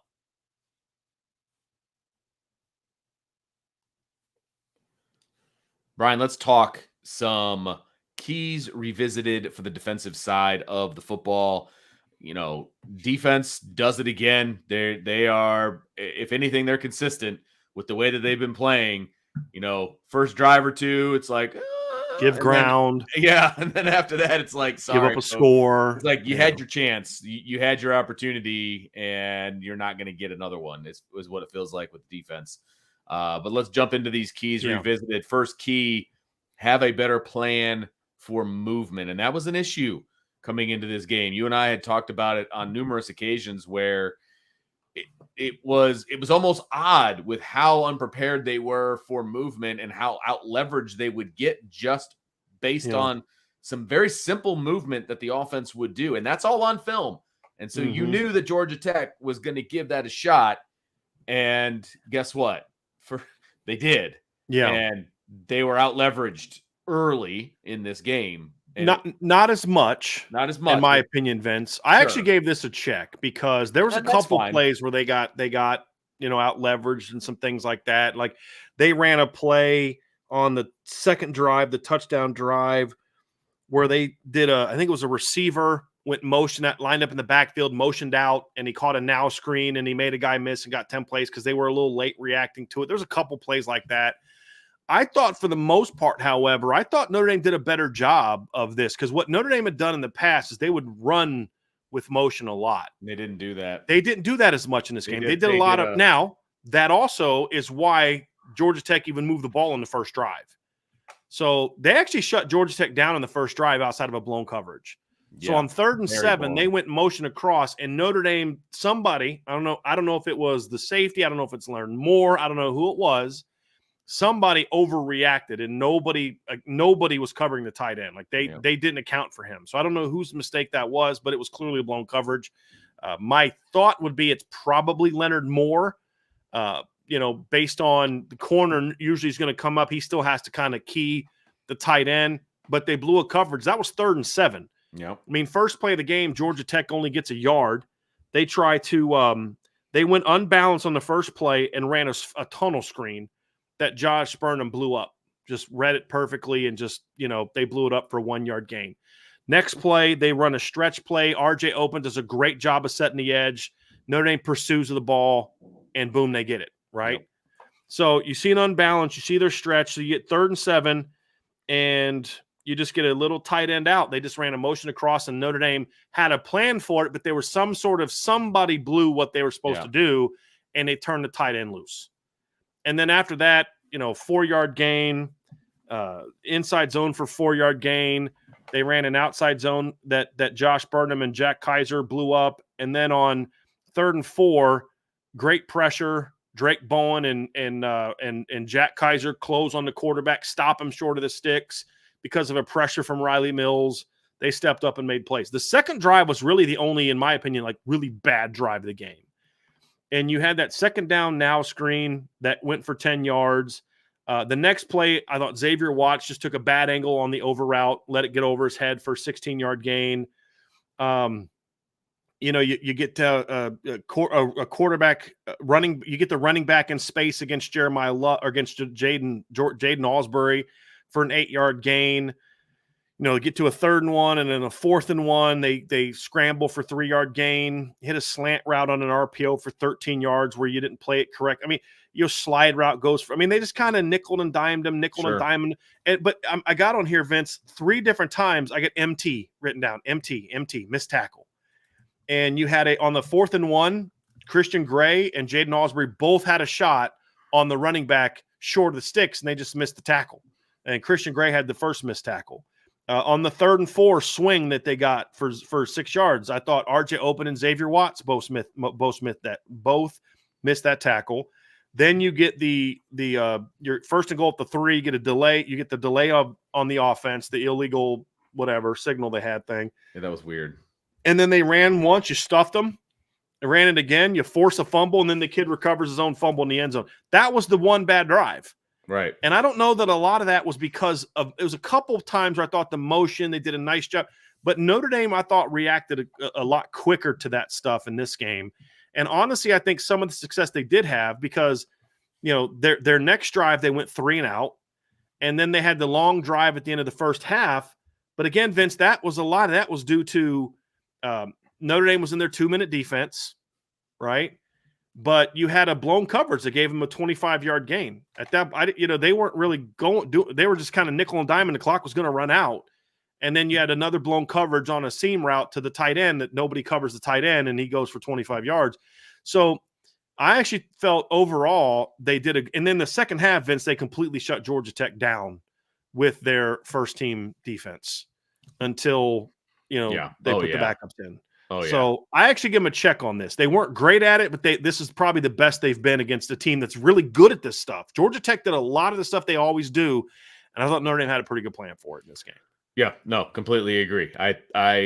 They absolutely, after that one drive, Georgia Tech didn't sniff the end zone again until they had a bunch of numbers in there that hadn't played. Yeah. So I absolutely agree. And that's, we talked about earlier about how, the situation was never in doubt, for lack of a better term. Like, I never felt like Notre Dame was going to lose this game or they didn't have control of this game. A lot of that has to do with the defense. And once the defense settles in, nobody's scoring on them. Like, nobody is threatening this defense from a scoring standpoint. If you don't have a lead, or at least within one score of Notre Dame, by the time the Notre Dame defense figures you out, you're done. You're not going to win. I'm sorry. That's exactly right. And so then that should be the narrative from here on out in the regular season. So you better get on them early. Yeah, exactly. And that is the defensive mantra. It's like, okay, we'll give you this. But you better and a lot of it has to do, Vince, with in a lot of these games that they've had these issues. You've got somebody new stepping in a starting line, like Louisville. Okay, you're missing Christian Gray. You've got Jack Kaiser got banged up super early in that game. Yeah, first half. Boubacar got knocked. I mean, it was your first game. It was only your second game. It was your first real tough opponent since you lost Jordan Patelho. Boubacar goes down in the second quarter after having a great start to the game. Yeah. So, I mean, a lot of that stuff you look at, you're going to start slow when you're putting in a bunch of new guys into your lineup, especially when those new guys are all young. And then Josh Burnham's playing a new position. There's a couple times that he had blown. Like, you could tell one time they had a nice little run outside. Riley Mills looks at Josh Burnham, and he's like, you can see him like this because you could tell what Riley was doing. Riley was slanting across, and he was expecting Burnham to loop right inside, and he didn't. And so that opened up the lane, and you could see Riley getting on Josh about that, which is what a captain should do and a leader should do. But again, this is Josh's second game playing Viper of this season. So you're going to have some of that stuff. And I thought they did a pretty good job of containing it, and I thought the plan was pretty good. And this was one of their more basic game plans, I felt, from Al Golden. And a lot of that had to do with some of the roles. And like I said, but a couple of times they were able to get them out of position, and that resulted in blown coverages. I mean, because that was one of the minuses of this game is you had 3 big plays that came from blown coverages. You eliminate those blown coverages, Georgia Tech never sniffs. They never sniffed the end zone, in my opinion. Right. We'll get to big plays in a little bit, but the second key to victory that we need to look at is the interior must dominate. And Brian, I think we finally found our first plus of the night. Yes. Because this has been now they're starting to stack games as far as the interior of this defensive line, right? They're stacking. This is game 3, game 2 for sure, but game 3 where, this interior is playing like we thought that they should be playing the entire season. I mean, is that fair? I mean, that's where we're at. These guys are dominant right now. Yep. They're dominant right now. And if they keep stacking these games and they keep getting better and they keep doing what they're doing, this is going to be a very, very hard defense to play against. And I thought Riley Mills was phenomenal. And this is the 3rd game in a row Riley Mills has been phenomenal. Right. I mean, he's their best defensive tackle. And I know we were hard on him early, and we were hard on Howard Cross early because they deserved it. The expectations were higher. They should have played better. Yeah. But I kept telling people, like, dude, just relax. He'll figure it out. And good Lord, Vince, he's been dominant the last 3 games. Dominant. And he's playing with fire, right? Because this is what we challenge. This was the frustration. Where's your guys' pride? You're a 5th-year senior captain. You're a 6-year senior preseason All-American. Where's your pride of performance? And the last 3 games, dude, they have really come out to play. Yeah. Really come out to play. Yeah, absolutely. And, man, I just, Cross was – and I thought Mills was the only one that was individually, wow, holy moly. Cross was good. Heinisch was good. Rubio was good. They weren't dominant as a group. They were dominant. They did their assignments. They did it well. And then Riley played like a man possessed. You know what I mean? I mean, he was so good in this game, Vince. Yeah. Another he had 1.5 sacks in the game. Pro Football Focus had him down for 7 pressures. It just was like, isn't that what Georgia Tech was averaging for a whole defense? And yes. They did it by himself. Yeah. Yes. I mean, Vince, it was like they had only given up 1 sack all year. Like, guys, they weren't. You're talking about all the injured. They were injured. They were missing 0 offensive linemen. 0 offensive linemen. Coming into the season, Vince, their offense had only given up 1 sack for -1 yard. That's it. And against Notre Dame, Riley Mills had 1.5 by himself. You know what I mean? And he had a couple others that were close, where he's forcing the quarterback to throw off his back foot and get the ball out, and just like, he was really good in this game, like really good in this game. And they had 2 sacks for -14 yards. In one game. So there you go. Yep. I mean, he was, and again, as a unit, they played phenomenal. Riley individually was phenomenal, but like Howard Cross had a couple really good stuffs where like he did his job. He didn't make the play on the ball, but he was there to kind of eat up space. And somebody, look, guys, it's not a coincidence that during this 3-game stretch where the D tackles are playing great, it's wow, these linebackers look phenomenal, right? I mean, and I texted you that as I was watching film. It's like, look, we know how talented the linebackers are and how fast and athletic, and they're playing free. Well, how do you play free as a linebacker? Well, it's a lot easier to play free as a linebacker when the offensive line isn't getting to the second level, and they weren't getting to the second level because of the crap they had to deal with Notre Dame's front. And it just, again, not only were those guys making plays, because they were, and Riley Mills specifically, absolutely making plays on the football, but they were occupying that entire offensive line, the vast majority of the game, and it allowed those linebackers to just scrape and fly to the football. Just fly to the football. Yep. So In the Riley Mills last year was a good football player last year. He had 2.5 sacks all last year, and he had I think 5.5 tackles for loss. And I thought he was a good football player. Just needed to finish a little bit better. In the last 3 games, Vince, he's had 3 sacks in the last 3 games alone. He had 1.5 Saturday. He had half of one against Louisville. I still think he should have had more than that. I thought he got, and he had a sack against Stanford. But he's just been playing really, really good football. Yeah, I mean, really good football. Absolutely. And he's playing like an All-American. And Howard Cross is starting to come along. He was better against Stanford than he was against Georgia Tech, but he's still good. This was not a great matchup for Howard Cross because they're kind of a thick, stout, wide interior, and this is more of a game for a power guy, which is why Riley played well. And Donovan and Howard, it was not a game where they're necessarily going to be getting around those guys a whole lot, but they did a really nice job of staying at the point of attack, not getting pushed off the ball, eating up blockers, and letting the linebackers just stagnating. Exactly. They did their job. Yeah, exactly. This was not going to be a Howard Cross game. Just the way that they play, the way that Georgia Tech plays. They're going to run away from him a lot with their stretch stuff, so he's going to be backside, pursuit. This wasn't a Howard Cross going to put up monster numbers type of game. This was a Howard's got to do his job and do it hard, and I thought he did that, and I thought Donovan did that. I thought Rubio was solid in the game. As a unit, they played really well, and then they were bolstered by the fact that Riley Mills played like an absolute stud on Saturday. I mean, he was really good. Yeah. Really good. And by the way, Pro Football Focus also has him down for 13 pressures in the last 3 games and 8 run stops in the last 3 games. So, he's playing at a very high level right now.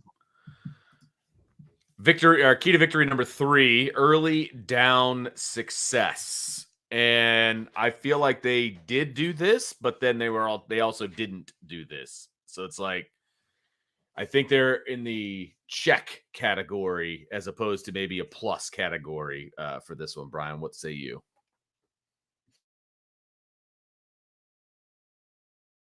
Let me pull up my numbers there, Home Slice. Oh, yeah. No, so, absolutely. Overall, Vince, I give them a check, but it was a borderline check, and it was a check because of how well they finished.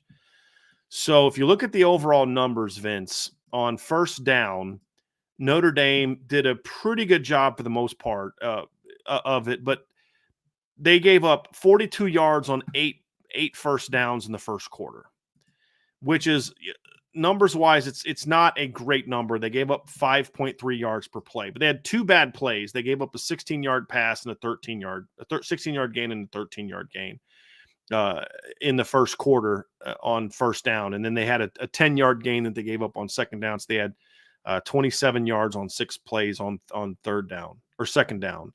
So they gave up 69 yards on 14 plays in the first quarter.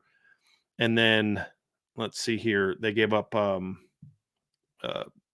first or second down in the first quarter. Second quarter, they gave up 65 yards on 10 plays on first or second down. It was 5 for 34 on first, 5 for 31 on second. But 25 of that came on one blown coverage. Yeah. They were a little bit better on first down. They had a 4-yard gain, a 5-yard gain, which aren't great, and then 2 zeros.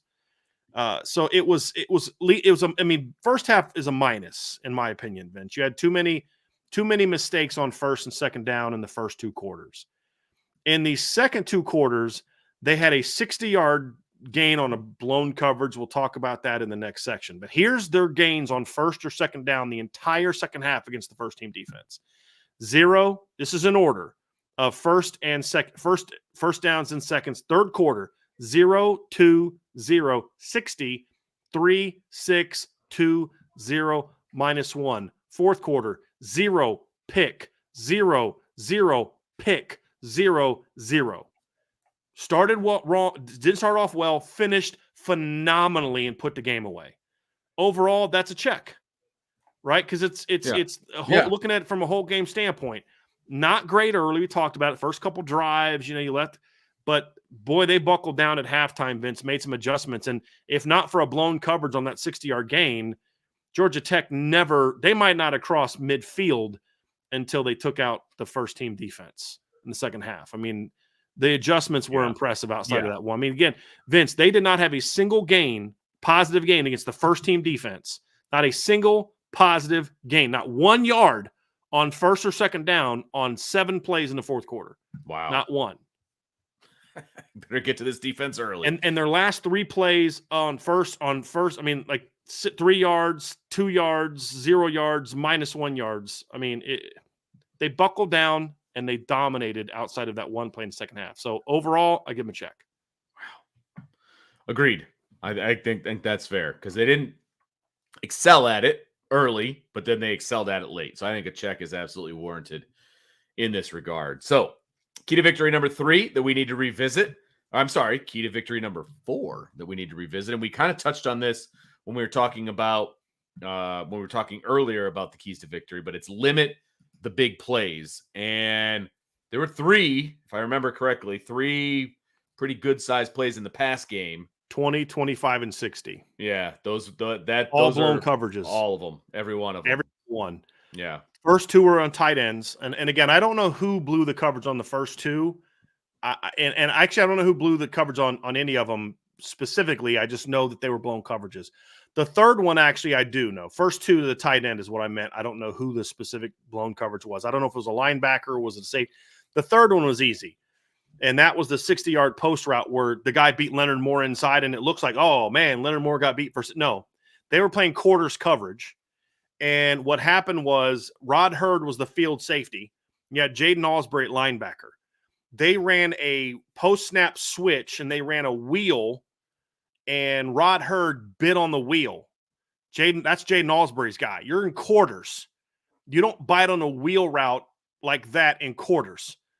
You pass that off. You take the post, and then Leonard Moore's got to flip to help Jaden Alsbury on the wheel, right? Like that's to me, that's how quarters should be played. But he bit on that route, and I mean, number 2 goes quick. You're the quarter safety. You're not driving down on that. I think that was Rod Hurd in his old nickel days. I mean, that's just going to, you know what I mean? It's like when he sees a wheel as a nickel, he's thinking, boom, downhill. Yeah. He just bit on it, and they threw it behind him. And you could tell Leonard Moore, the way Leonard Moore played that play, he was expecting inside help.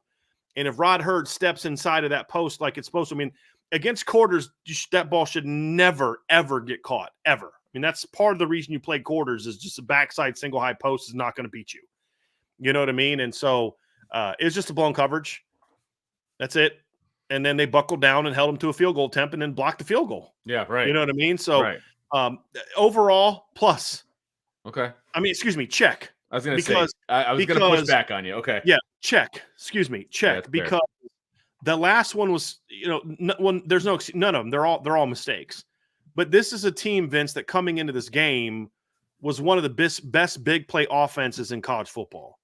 I mean, you look at their offense, they had 19 plays of 30 yards or more coming into the game, which ranked them 12th in college football. That was an average of almost like about 3 a game. They had 1 against Notre Dame of 30 yards or more. Like we're kind of flipping out about they were poorly timed. Yeah. That's not a plus. But like if 2 of those would have come in garbage time, I'd be like, yeah, whatever, all good. Yeah. But like against the first team defense, you had the 20, a 25, a 20, and then a 20, a 25, and a 60. That's too much, right? Because they were mistakes. They weren't guys like Louisville. The big plays were like, dude, that was a great ball, a great catch. Nothing you can do about that. They gave them cheap yards, and you can't do that. That's why it's not a plus. But you still held a team that was 12th in all of college football in total plays of 30 yards or more to 1 play of 30 yards or more without your All-American cornerback in the game. That's a pretty good day's work, in my opinion. Yeah. It's not great. You got to clean up those mistakes, but outside of those clean mistakes, they really made Georgia Tech inefficient outside of those plays. Yeah. It really was. Now, so, yeah, I give them a check on that, Vince. I think that's fair. That is actually going to do it for our defensive keys revisited. So make sure you hit that like button, that subscribe button, that notification bell, share with your family and friends. And of course, jump on the boards.irishbreakdown.com. I believe there's going to be some video breakdowns. You'd already talked about a couple that you wanted to do. So I'll have them out tomorrow and Wednesday. Yep, and that's what I figured. Yep. So make sure you travel check it makes out. me kind of a day behind of breaking all that down and all that stuff. Yeah. We're going to give you a pass. I'm actually going to do a couple defensive ones this week as well. So nice. Yeah. Perfect. So you're not going to get any of that unless you're a premium member of the boards.irishbreakdown.com for all your breaking news and breakdowns, because it's in the name. That's what we do. So make sure you get on the boards.irishbreakdown.com. Our final segment tonight, Brian, let's jump into, we got a couple of things we want to talk about, some key takeaways on both sides of the football, as well as some key moments from the game and the way things kind of transpired and the way it kind of changed the momentum or whatever. So we're going to talk about that as well. So let's start with our key takeaways from the offense. And we talked a lot about the offense, obviously, already in the keys. So we don't want to repeat ourselves because there's plenty of meat still on the bone, but we do want to talk about the offense as a whole in this segment. I'll say this, Vince. I know the offense didn't put up necessarily sexy numbers in this game, and there was a lot of mistakes, but I thought from a game plan standpoint or a play calling standpoint, I didn't necessarily love, like, I still want to see more crossers and chasers. This offense needs more of that. Everything is still too horizontally stretch oriented, and especially if you're concerned about not protecting the quarterback, that's even more reason to run some of the high lows and the levels concepts, right? Mesh concepts. Like they need to bring some of that stuff back against the pressures they're facing. It needs to. I don't know why they're hesitant to do it. They need to do it. I don't think that they will. But outside of that, well, I really liked some of the stuff Mike Denbrock did. And in the second and third quarter, especially, he had Georgia Tech's defense. They didn't have a clue. I mean, it required Notre Dame to stop themselves, essentially. I mean, some of the stuff he did, Vince, you're just like, dude, he is in the bag today. I mean, he is feeling it today. Just going through it, Vince, you're just like, really nice concept. So they knew, like, against 3-by-1 release, they're going to overplay that, which is going to leave you backside man covered. So they're hitting backside double slants. We haven't seen Notre Dame hit a whole lot of slants this year. They hit backside games, though. They've been Well, they did the glance routes, which look like slants in the RPO game, but they were running double slant backside, absolutely, and they hit inside and outside. And sometimes it was the tight end inside, tight end outside. It was Bo Collins. They were just like, hey, you're going to overplay us this way. We're going to come back to this, and we're going to hit you with it.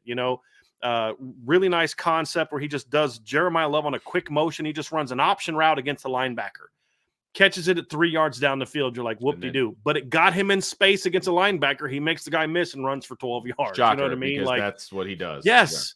Yeah. And you just had a lot of stuff like that, Vince, where it's like in some of the like they ran a play. I love this one. It was a screen pass to Mitchell Evans, but they had Jaden Harrison in the game. Jaden goes on a jet motion, then orbits the other side. Yes. So he pump fakes this way. They run Aeneas Williams on a wheel route backside, which the linebackers are like, wheel, and they're running with it, and they're dumping a slip screen to Mitchell Evans underneath it. I'm like, dude. So many things going on there.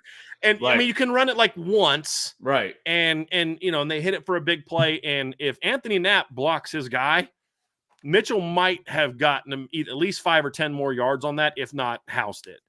But I mean, just stuff like that, Vince, where I was like, dude, he's in the bag today a little bit. Yeah. You know what I mean? There was some really good stuff in this game. And it didn't, you know, some of it was there, didn't work. You know, you hit the slot fade or you missed the backside go ball. I liked the play that Riley threw the interception. I'm actually going to try to pull that play up, Vince, if I can. But the play he threw the interception, I was like, you know, dude, that's I like the call. You know, I mean, they ran a motion. It was a 2-man route.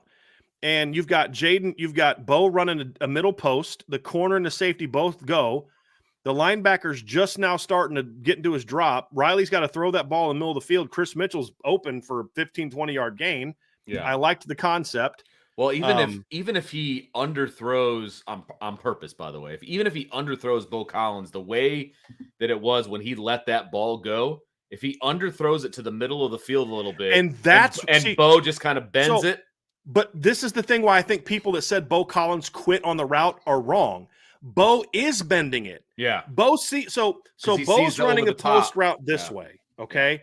And the safety's going, so Bo's coming here. You teach your come underneath that. Yep. And so Bo starts to go in there and then he has to revert back out. Yeah. On TV, you only see the reverting back up top. Right. You don't see that he's about to bend it. You're not going to be full speed when you have to re-accelerate because you have to change direction. Because if he bends that and Riley sees and Riley throws it on the line, he might score. I mean, he might score on that because he's underneath and then can make a play. But yes, I agree with you. He also had Chris Mitchell going across. Chris Mitchell's still the read because you had that backside corner kind of creeping over. Maybe absolutely. Chris Mitchell's the read on that. Yes, I completely agree with you. But he had two guys that he could take the check down. You know, I mean, correct. But but the play call I liked. Yeah, I liked the play call. The execution just wasn't necessarily there. Right. So agreed. I mean, they did some pin and pull stuff again. You know, ran a lot of inside zone. Did some things to kind of protect. They ran a lot more duo in this game, which was a bit of a tendency breaker, Vince, because a lot of times when they're putting their double tight backside, they would run inside zone back to that. But this time they ran duo to it, which is definitely a different aiming point. It went for a big gain. I think the second big gain by Jadarian Price. I think it was the second one, maybe the third one was duo. I believe it was duo. Okay. So you saw that in this game, but I just thought Denbrock was really on his game in the second or third quarter. And the reason that we didn't see as much in the fourth quarter is just because I thought the O-line just kind of collapsed. The play of the O-line just collapsed in the fourth quarter. But, I mean, second and third quarter, Georgia Tech could do nothing to stop Notre Dame. Notre Dame stopped themselves a couple times, but they could do nothing. And Riley was just dealing. And, you know, I mean, so he throws the pick, right? And then comes out that next drive, 8-yard completion on a slant route. 3rd and 1 converts it, which, you know, I mean, when you talk about key moments, Vince, that was really my key moment. I know it was for yours too, is the start of that drive. They come out, they're kind of still getting pushed around when then Riley dives for that first down. And then the next play, you have a nice inside run by Jeremiah Love that goes for a big play. And it was like, from that point on, I really felt like the offense started to kind of roll. Drive coming out. And a lot of it was because Riley was just straight dealing. A lot of it was quick game, making good decisions, you know, but they run like a quick draw. Jeremiah Love makes the guy miss. You go for 10 yards. And then, like, after that, dude, they were just, I mean, they had no answers. The next play is that little option route against a linebacker. Jeremiah makes him miss, gains 12 yards. You know, you come out they were mixing up personnel pretty well. Next play, Jeremiah busts a run outside for a solid gain. You know, I mean, they were just moving. The next slant route, they throw a backside slant route to Eli Raridan. They did a burst motion, so you're in a 2x2 alignment. Aeneas Williams is to the left. He does a jet, like a burst motion, not a jet. It's a burst. He just takes off running to the right before the snap, which does what? It gets Georgia Tech thinking, and they just bang a slant route backside to Eli Raridan. I mean, it's not like these are huge 40-yard gains, but it's just 9 yards, 8 yards, 10 yards, 12 yards. It's methodic and it's soul crushing when you're a defense. And it gets you on your heels big time. Yeah. Big absolutely. time. And then the very next play, Vince, is when they came back to that orbit motion to Jaden Harrison with the wheel route and the slip screen, and it's 3-on-1. You got to block one guy. Dude, he just next play, they're in 20 personnel next play, 2 backs. Doesn't go anywhere because I still don't understand why they give the ball to Devin Ford. I love Devin Ford, great kid, but just, you know, they come back on another orbit pass, then the orbit next motion with Jarian Price, bang a backside slant. And he was in his bag, man. It was really impressive to see. Next play, I thought another key takeaway for me was Riley Leonard was a playmaker in this game, like with his arm. Next play, it's third and 3. They motion out. And they're actually trying to run a route to the right, but Georgia Tech brings a pressure away from the motion. So if you go back and look at the play, Notre Dame's in a 2x2, Vince. When they go motion, the defense, so it was tight end was attached, or not attached, but like on the line, and then the receiver's off. When they went in motion, the guy that was over the tight end collapsed and blitzed. That's the motion check. Blitz is off the edge. Backside. Riley Leonard's looking right, sees that guy coming, throws right over top. It looks like a screen. It wasn't a screen. It was a blitz beater. Yep. Just gets it over the top to Aeneas Williams, first down. If he doesn't read that correctly, drives over, you're selling for a field goal. It's 3rd and 3. You know, people complain, he doesn't keep his eyes downfield. Well, first off, you could watch the film that I watched. You'd realize the receivers are very not good at, like, scramble drills. But there's the play where he makes a couple guys miss. He's scrambling around, and all of a sudden the linebackers come up exactly and he pops it to Bo Collins. Yes. That was a definite. I wrote that one down, actually. That is the definition of keeping your eyes downfield, because earlier on in the season, he tucks that and he's running. Yeah. Okay. But he kept his eyes downfield. He saw that defender come off and come down on him because he knew that Riley Leonard was going to keep it, and he just pops it right over the top to Bo Collins. The check down to Jeremiah Love, you're thinking, well, how's that a play make Riley Leonard? Because he immediately saw the bail pressure and his pressure, and he just steps into the pocket and just, boom, quickly gets it to Jeremiah before the defense could collapse on him. Yeah, and then that allows Jeremiah to then go put in work. So, it was like, okay, he didn't make the play, but he did what he needed to do to quickly get the ball. If he waits another second and a half and then checks it down, he's getting tackled right away. Correct. There just was a lot more stuff like that, Vince, where he was making more plays with his arm in this game. Right. And that's why he completes 12 in a row and does the things that he does and has the success he did. It was 12 in a row and then 15 out of 16 too. Right. I mean, he was dealing there for a little while. And I think we're also now seeing – that's when the game got out of hand, by the way. Correct. Look, we're seeing Mike Denbrock obviously understanding what offense he has to work with and calling plays accordingly. But I also think that Riley Leonard is now realizing, in game, okay, because he's a first-year starter for Notre Dame, but he's realizing in game who his guys are, what they do well, and how he needs to get the ball to these guys so that they can continue to make plays as well. And case in point, getting the ball early to Jeremiah Love on that check down before everybody collapsed on it, because he's able to turn around, get up to speed, and make guys miss. As opposed to, I mean, we've all seen it a million times when there's a check down to the running back in, linebacker depth. They catch it. They don't even have a chance to turn around. They're already getting tackled. So you get like a 4 or 5 yard gain, and it's it. He's getting the ball early to him, not worrying about everything else, and then allowing Jeremiah Love to make plays. I just feel like Riley Leonard's becoming more and more comfortable within this offense and within the guy, or I should say with the guys around him, and allowing them to make plays as well. The 12 completions in a row, by the way, was also ties for the 6th best ever by the Notre Dame quarterback, and the most consecutive completions that a Notre Dame quarterback has had since Ian Book had 15 in a row back in 2018.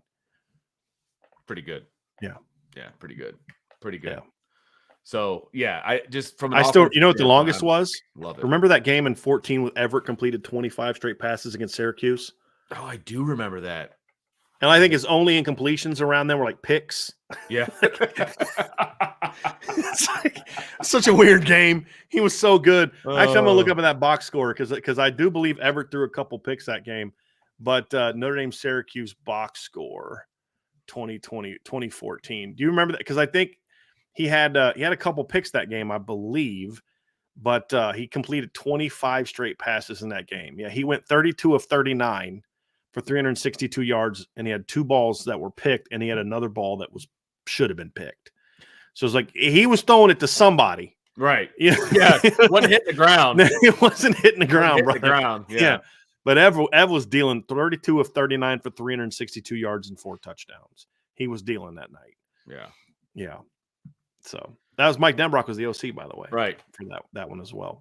So we kind of touched on some key moments in there. Yeah. We kind of did the whole thing. So let's talk defense, right? Let's talk about some takeaways from the defense and some key moments defensively for this team on Saturday, because there were a few for sure. And I know you're going to talk Jaden Osbury here, and we're going to talk about some other items as well.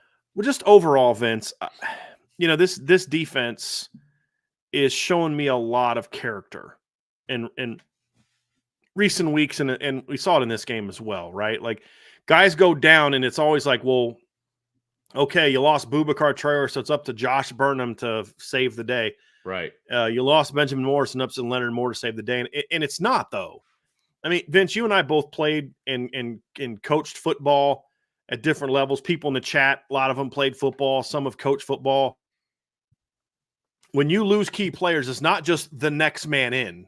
That's a very simplified explanation for what has to happen for you to be okay. It's, okay, Leonard, you got to go do your job, but Xavier, you got to raise your level of play. Christian, you got to raise your level of play. Adon, you got to raise your level of play.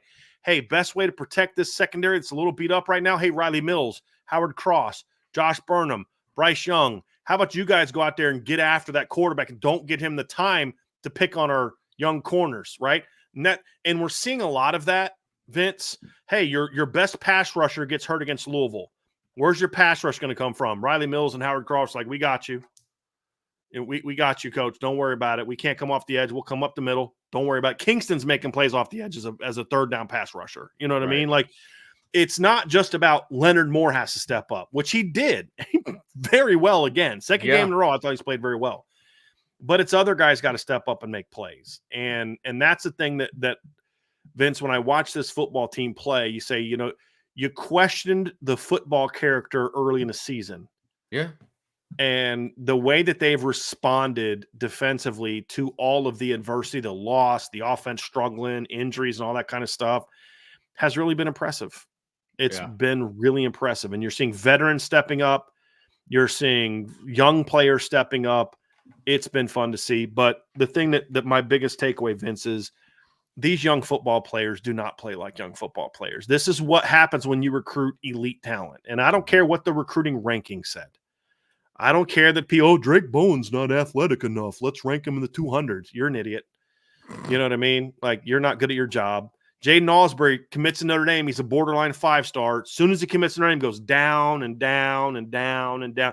Does that kid look like anything but a top 100 football player to you, the way he's playing football? Like, I tried to tell you all about Benjamin Morris, and we tried to tell you all about Adon Schuler, right? I mean, how many times did we sit here, me and Ryan, talking about how good we thought Adon Schuler was? How many times did you guys hear me talk about how much I love Leonard Moore as a football player? I don't care what the recruiting rankings say, right? These guys are freaking top-level elite football players. And you're seeing it, Vince. You're seeing all these young kids. You're like, these are not freshmen and sophomores. Jaden Osbury played very little football last year. Drake Bowen actually played a lot of special teams with very little defense. Right. Christian Gray played a decent amount last year, and had to step, so he played. Adon Schuler played no meaningful snaps at safety until a bowl game against a team that in El Paso, Texas, that nobody really cared a lot about. Played no other meaningful snaps outside of that. And you watch these kids play, Vince, they look like sophomores who've played very little football to you last year. Right. You know what I mean? Like, exactly. Josh Burnham misses a month of football And he's come back in first 2 games back. He's played the 2 best games of his career. Like, that shows me character as a football team. And this game was a perfect example, because what was the question? I don't know if you guys talked about this, Vince, but we talked about it. Trevor and I talked about this. There's a breaking point to where you can lose too many guys and you just can't answer the bell anymore. You know what I mean? Like, where your level of play is going to fall off. Is Benjamin Morrison that breaking point? Well, for at least this game, it was not. Right. It was not. Yep. And because why? Not just because Leonard Moore stepped up, because everybody around him stepped up. You know what I mean? And that was fun to watch. But also, I'm just watching Drake Bowen and Kingston Viliama-Asa and Jaden Osbury, and I'm just like, this is just a disgusting. You know, you're watching Christian Gray and a Don Schuler. And I mean, think about this, Vince. You're counting on, in this game, Bryce Young, Drake Bowen, Kingston, Jaden Osbury, Christian Gray, Leonard Moore, Don Schuler as not just, nice road, but guys that are playing a ton. I mean, RJ Oben started. Bryce Young played more snaps. Right? Jaden Osbury, I think, was second on the defense or barely third on the defense in snaps in this game, I believe, right? Because I had that on the board earlier today. I believe he was right behind. So if you look at the snap count at linebacker, Vince, Jack Kaiser had 35. Kingston, no, that's sorry. Excuse me. Jack Kaiser had 33. Drake Bowen had 30. Jaden Osbury had 30. Kingston had 28. These aren't guys just playing some rotation snaps. Right. These are young guys playing legitimate, we're counting on you minutes. Snaps, I should say. And they just ball, dude. They're so good.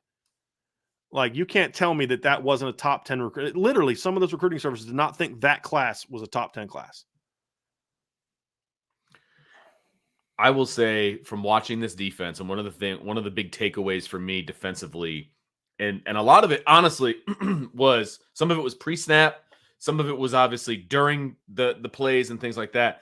This linebacker core, and it's kind of piggybacking off of what you just said, they look incredibly comfortable with each other, no matter who it is that's on the field together.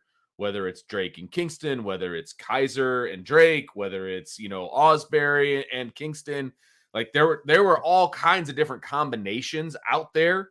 There's no well-baked, like, okay, well, he's got to be out here with him and he's got to be out here with him. Like, that's not a thing. No. Like, these guys are all out here together and they play so well together. It's almost like it's the same 2 guys playing all the time. And they didn't early. Early that's like my point. Yes, you're correct, Vince. Exact point. Getting there. There was a snap where I think I saw Jack Kaiser and Jaden Osbury on the field together.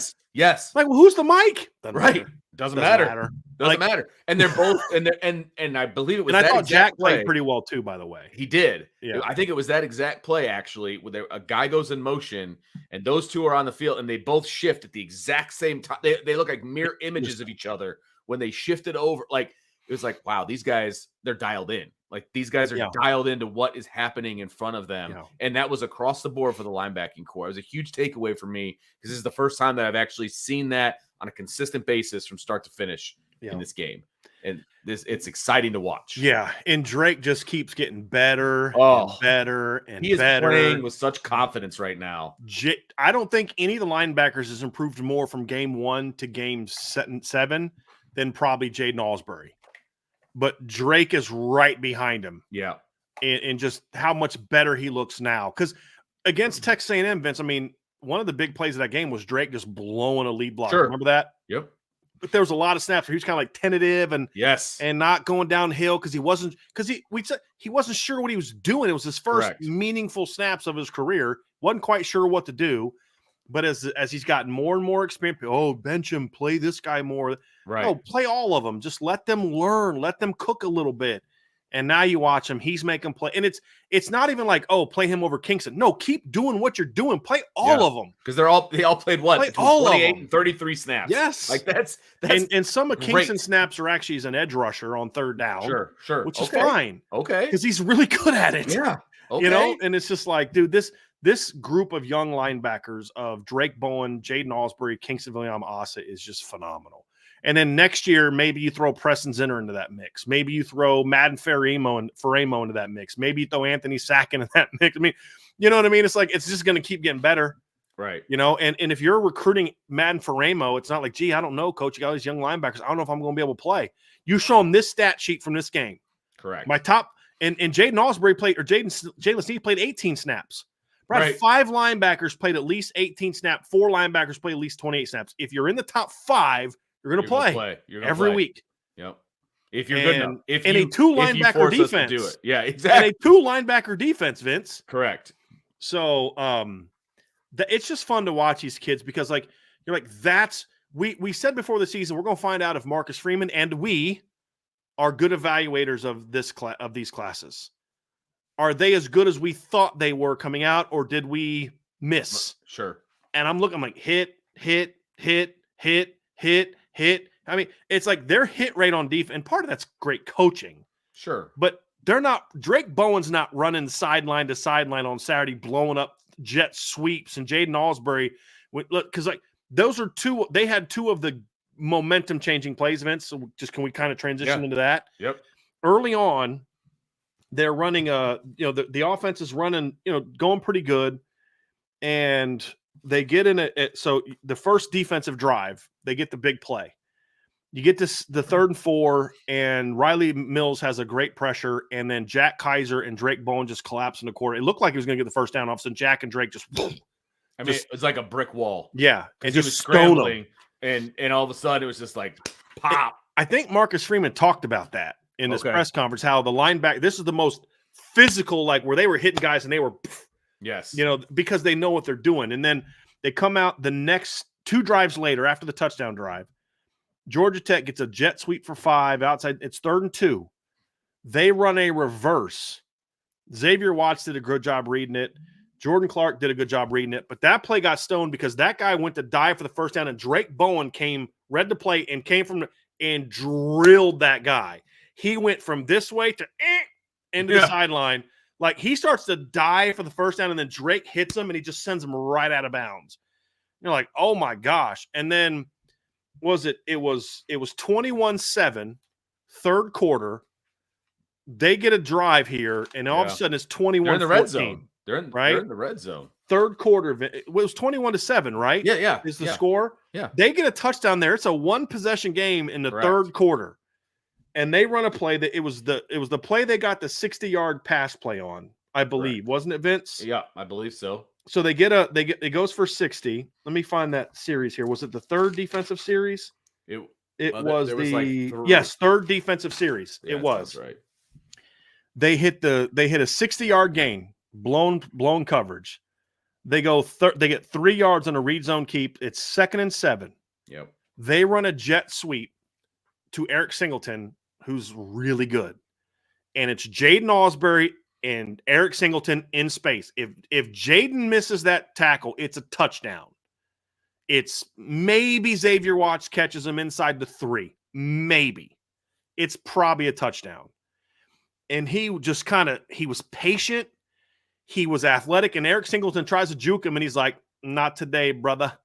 And he just stones him. And then when he hits him, and like buries him. Yeah. Like, that was a statement play. And then the very next play, Bryce Young has a pressure that causes the guy to step right into Riley Mills' arms, and just blows the play up. And then they have to attempt a field goal, and it gets Bryce Young blocked. It gets blocked. Like that that was like that blown coverage was like the only hope they had the whole second half. Yep. Hey, they're dominating us. They've been dominating us since the middle second quarter. We haven't done anything. Hey, we got a chance here to get back in this game. And Jaden Osbury's like, no, you don't. And then Riley Mills and Bryce Young say, no, you don't.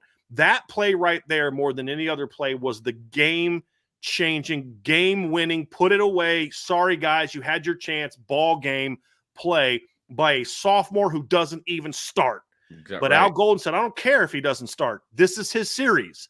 Because Al Golden doesn't say, oh, shoot, they got a 60-yard play. Because you know how coaches are. Oh, my gosh, yes. First-team defense. Right. That doesn't exist at Notre Dame. Because when Jaden starts a series, he is the first-team defense on that series. Yeah. And no panic. We're good. Jaden, go make a play. And he read it perfectly, Vince. There was no like, oh, gee, I bid in. Now let me go out. He read it. He read his key. He never bid on this. He just went right out there, makes a huge play. I mean, that changed the game, Vince. Yeah, it's 21-14 if he doesn't make that play. 100%. 21-14. And he blew it up. I mean, that was just textbook. It was just a textbook tackle. It was textbook everything on that play. And then, like you said, it just set up the other guys to do what they needed to do to just shut down that series and keep Georgia Tech off the scoreboard. And that ended up being just absolutely massive in that game. So, yeah, those huge turning point for the defense. Yep. Huge turning point for the game. Oh, yeah, no, absolutely. Yes, 100% on the defensive side.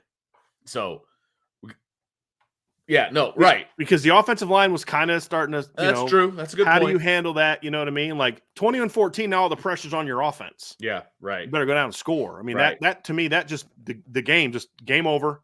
Yeah. You know, once you stopped him there, blocked the field, that sequence of those 3 plays right there completely changed the landscape of this game. You were dominating it. A broken coverage, 60-yard gain, all of a sudden, just like that, lets them say, hey, maybe we got hope. Crowd starts. That's such a dull environment, by the way. Crowd thinks they're about to get back in it, and then just boom, he stuffs the guy for loss, sack, blocked field goal, and that's when Georgia Tech remembered, oh, yeah, that's right. We're not as good as Notre Dame. My bad. Right. We thought for a second we might be able to get back in this, but we're not as good as they are. Their dudes are better than our dudes. Done. Got one more piece of business to get to, Brian. We have a few super chats that we need to get to before we get out of here for the night. Brought a couple of them up early, which we appreciate. Yep, absolutely. Zach Martin has one. He says, thank you for your super chat, Zach. Zach said, glad you're home safe, Brian. Never mess with spidey senses. So did you read that post on the board, Vince? No. So I'm getting ready to get on my plane from Atlanta. Yeah, I'm flying home. And Angela calls me. And you know how much I've flown, Vince. I fly all the time. Yeah. I'm usually the one that's a little nervous before flying because I don't like heights, and I'm just, I've watched too many movies, and I'm a control freak. It's like, and you have zero control on a plane. We'll go on 20-hour drives, and I do all the driving. It's I have no control on a plane. And Angela says, I'm literally boarding in 2 minutes. Angela said, I just got this bad feeling that you shouldn't get on the plane. We talked for like 10 minutes, and I was like, well, look, we're going to pray and, just trust that if something, God can control whatever's going on. And so I was shook. I put a post on the board like, hey, guys, this is going on. If y'all could pray for us, because like she's never that way, Vince, ever.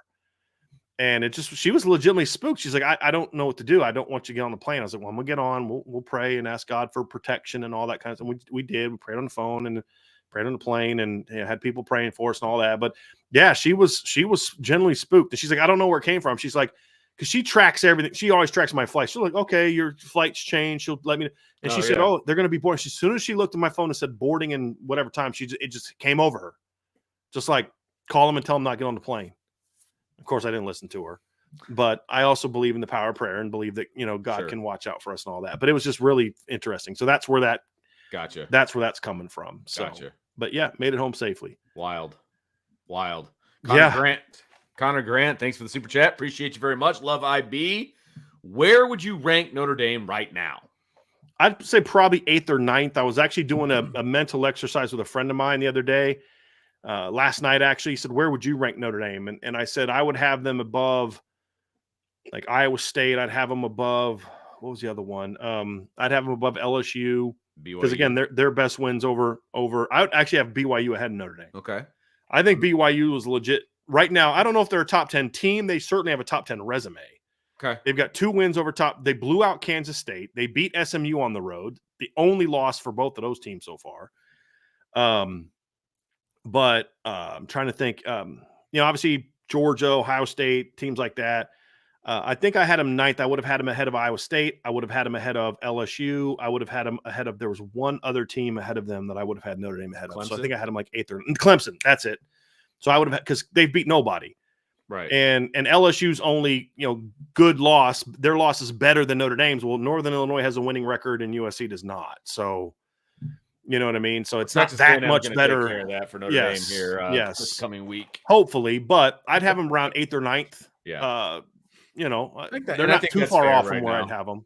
Yeah, I think that's fair right now. And I'm not even super upset about them being 11th in the coaches poll. I would put Iowa State behind them and BYU ahead of them, and you can make maybe a case for Indiana being ahead of them because they are 6-0. They're blowing teams out. I mean, they haven't blown anybody out. I mean, for IU last weekend. The Nebraska win was their first. Okay, that's a legit win. That's a really good team, and they stomped them. I mean, it was not right. Close so I mean, if you were to say, "Hey, I'd have Indiana ahead of Notre Dame," I'd say, "Okay, cool. Yeah. Well, they haven't beat anybody any good. Yeah, but they didn't lose to a MAC team. I mean, you can't. Right. Like, I think people are making too much of the loss to Northern Illinois. Like, that should trump every good thing they've done. Right. But you also can't go on the flip side and act like it didn't happen either. Sure. You know what I mean? Well, yeah, Agreed. But Notre Dame's beat these good teams. Yeah, and Indiana's played teams the caliber of Northern Illinois, and they beat them. Yeah.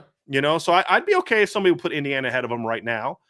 So I'd have them between 8 to 10 is where I'd be comfortable having them. So I don't think the polls have them too far off. Actually, some of my biggest beefs in the polls aren't even Notre Dame. It's how the heck do you have Iowa State all the way up there and BYU all the way down there? That makes no sense to me. Iowa State hasn't beat anybody all year. They barely beat a crap UCF team. They needed a last-second touchdown to beat UCF, who at home, who stinks.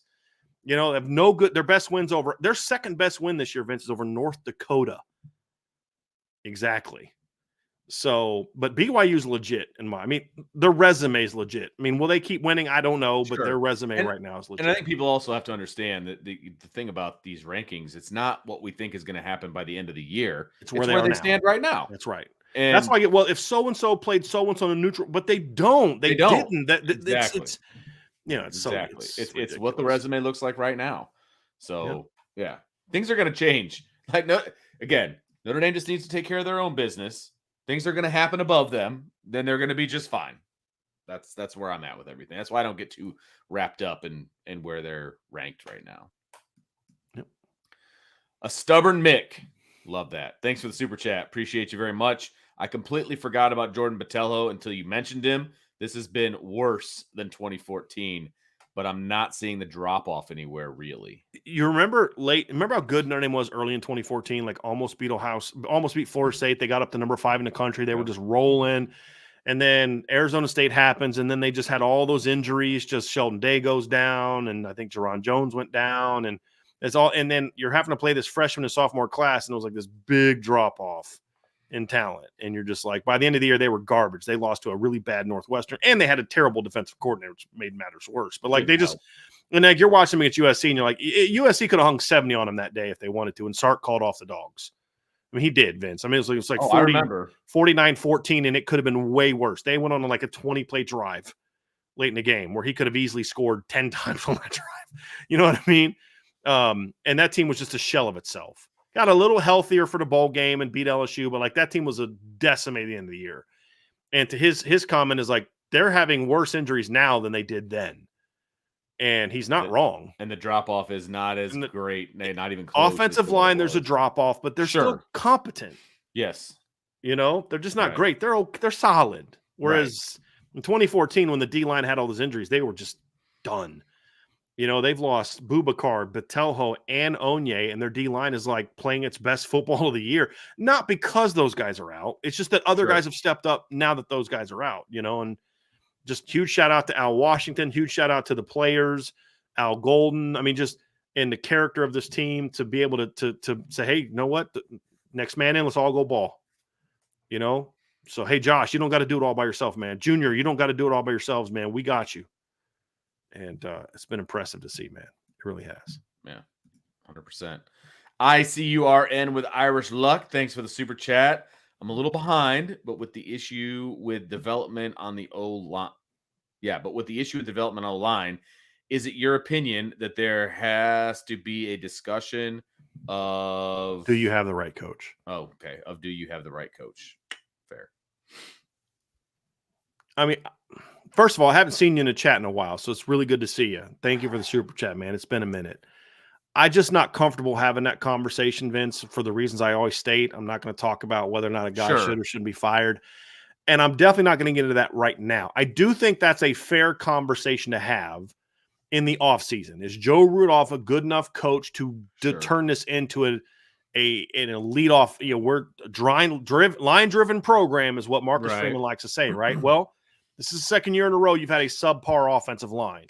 Well, it's injuries. Yeah, but you didn't have injuries last year, and your offensive line actually got better when you had injuries last year. Sure. Because some younger guys went in. So you're now 2 years removed from Harry Heastand, and the play of the line has gone down from a technical standpoint, but it also has gone up from a toughness. They're playing harder than they did last. That was going to be so you got to balance advocate. it. Yeah, you know what I mean? Right. And so it's like, okay.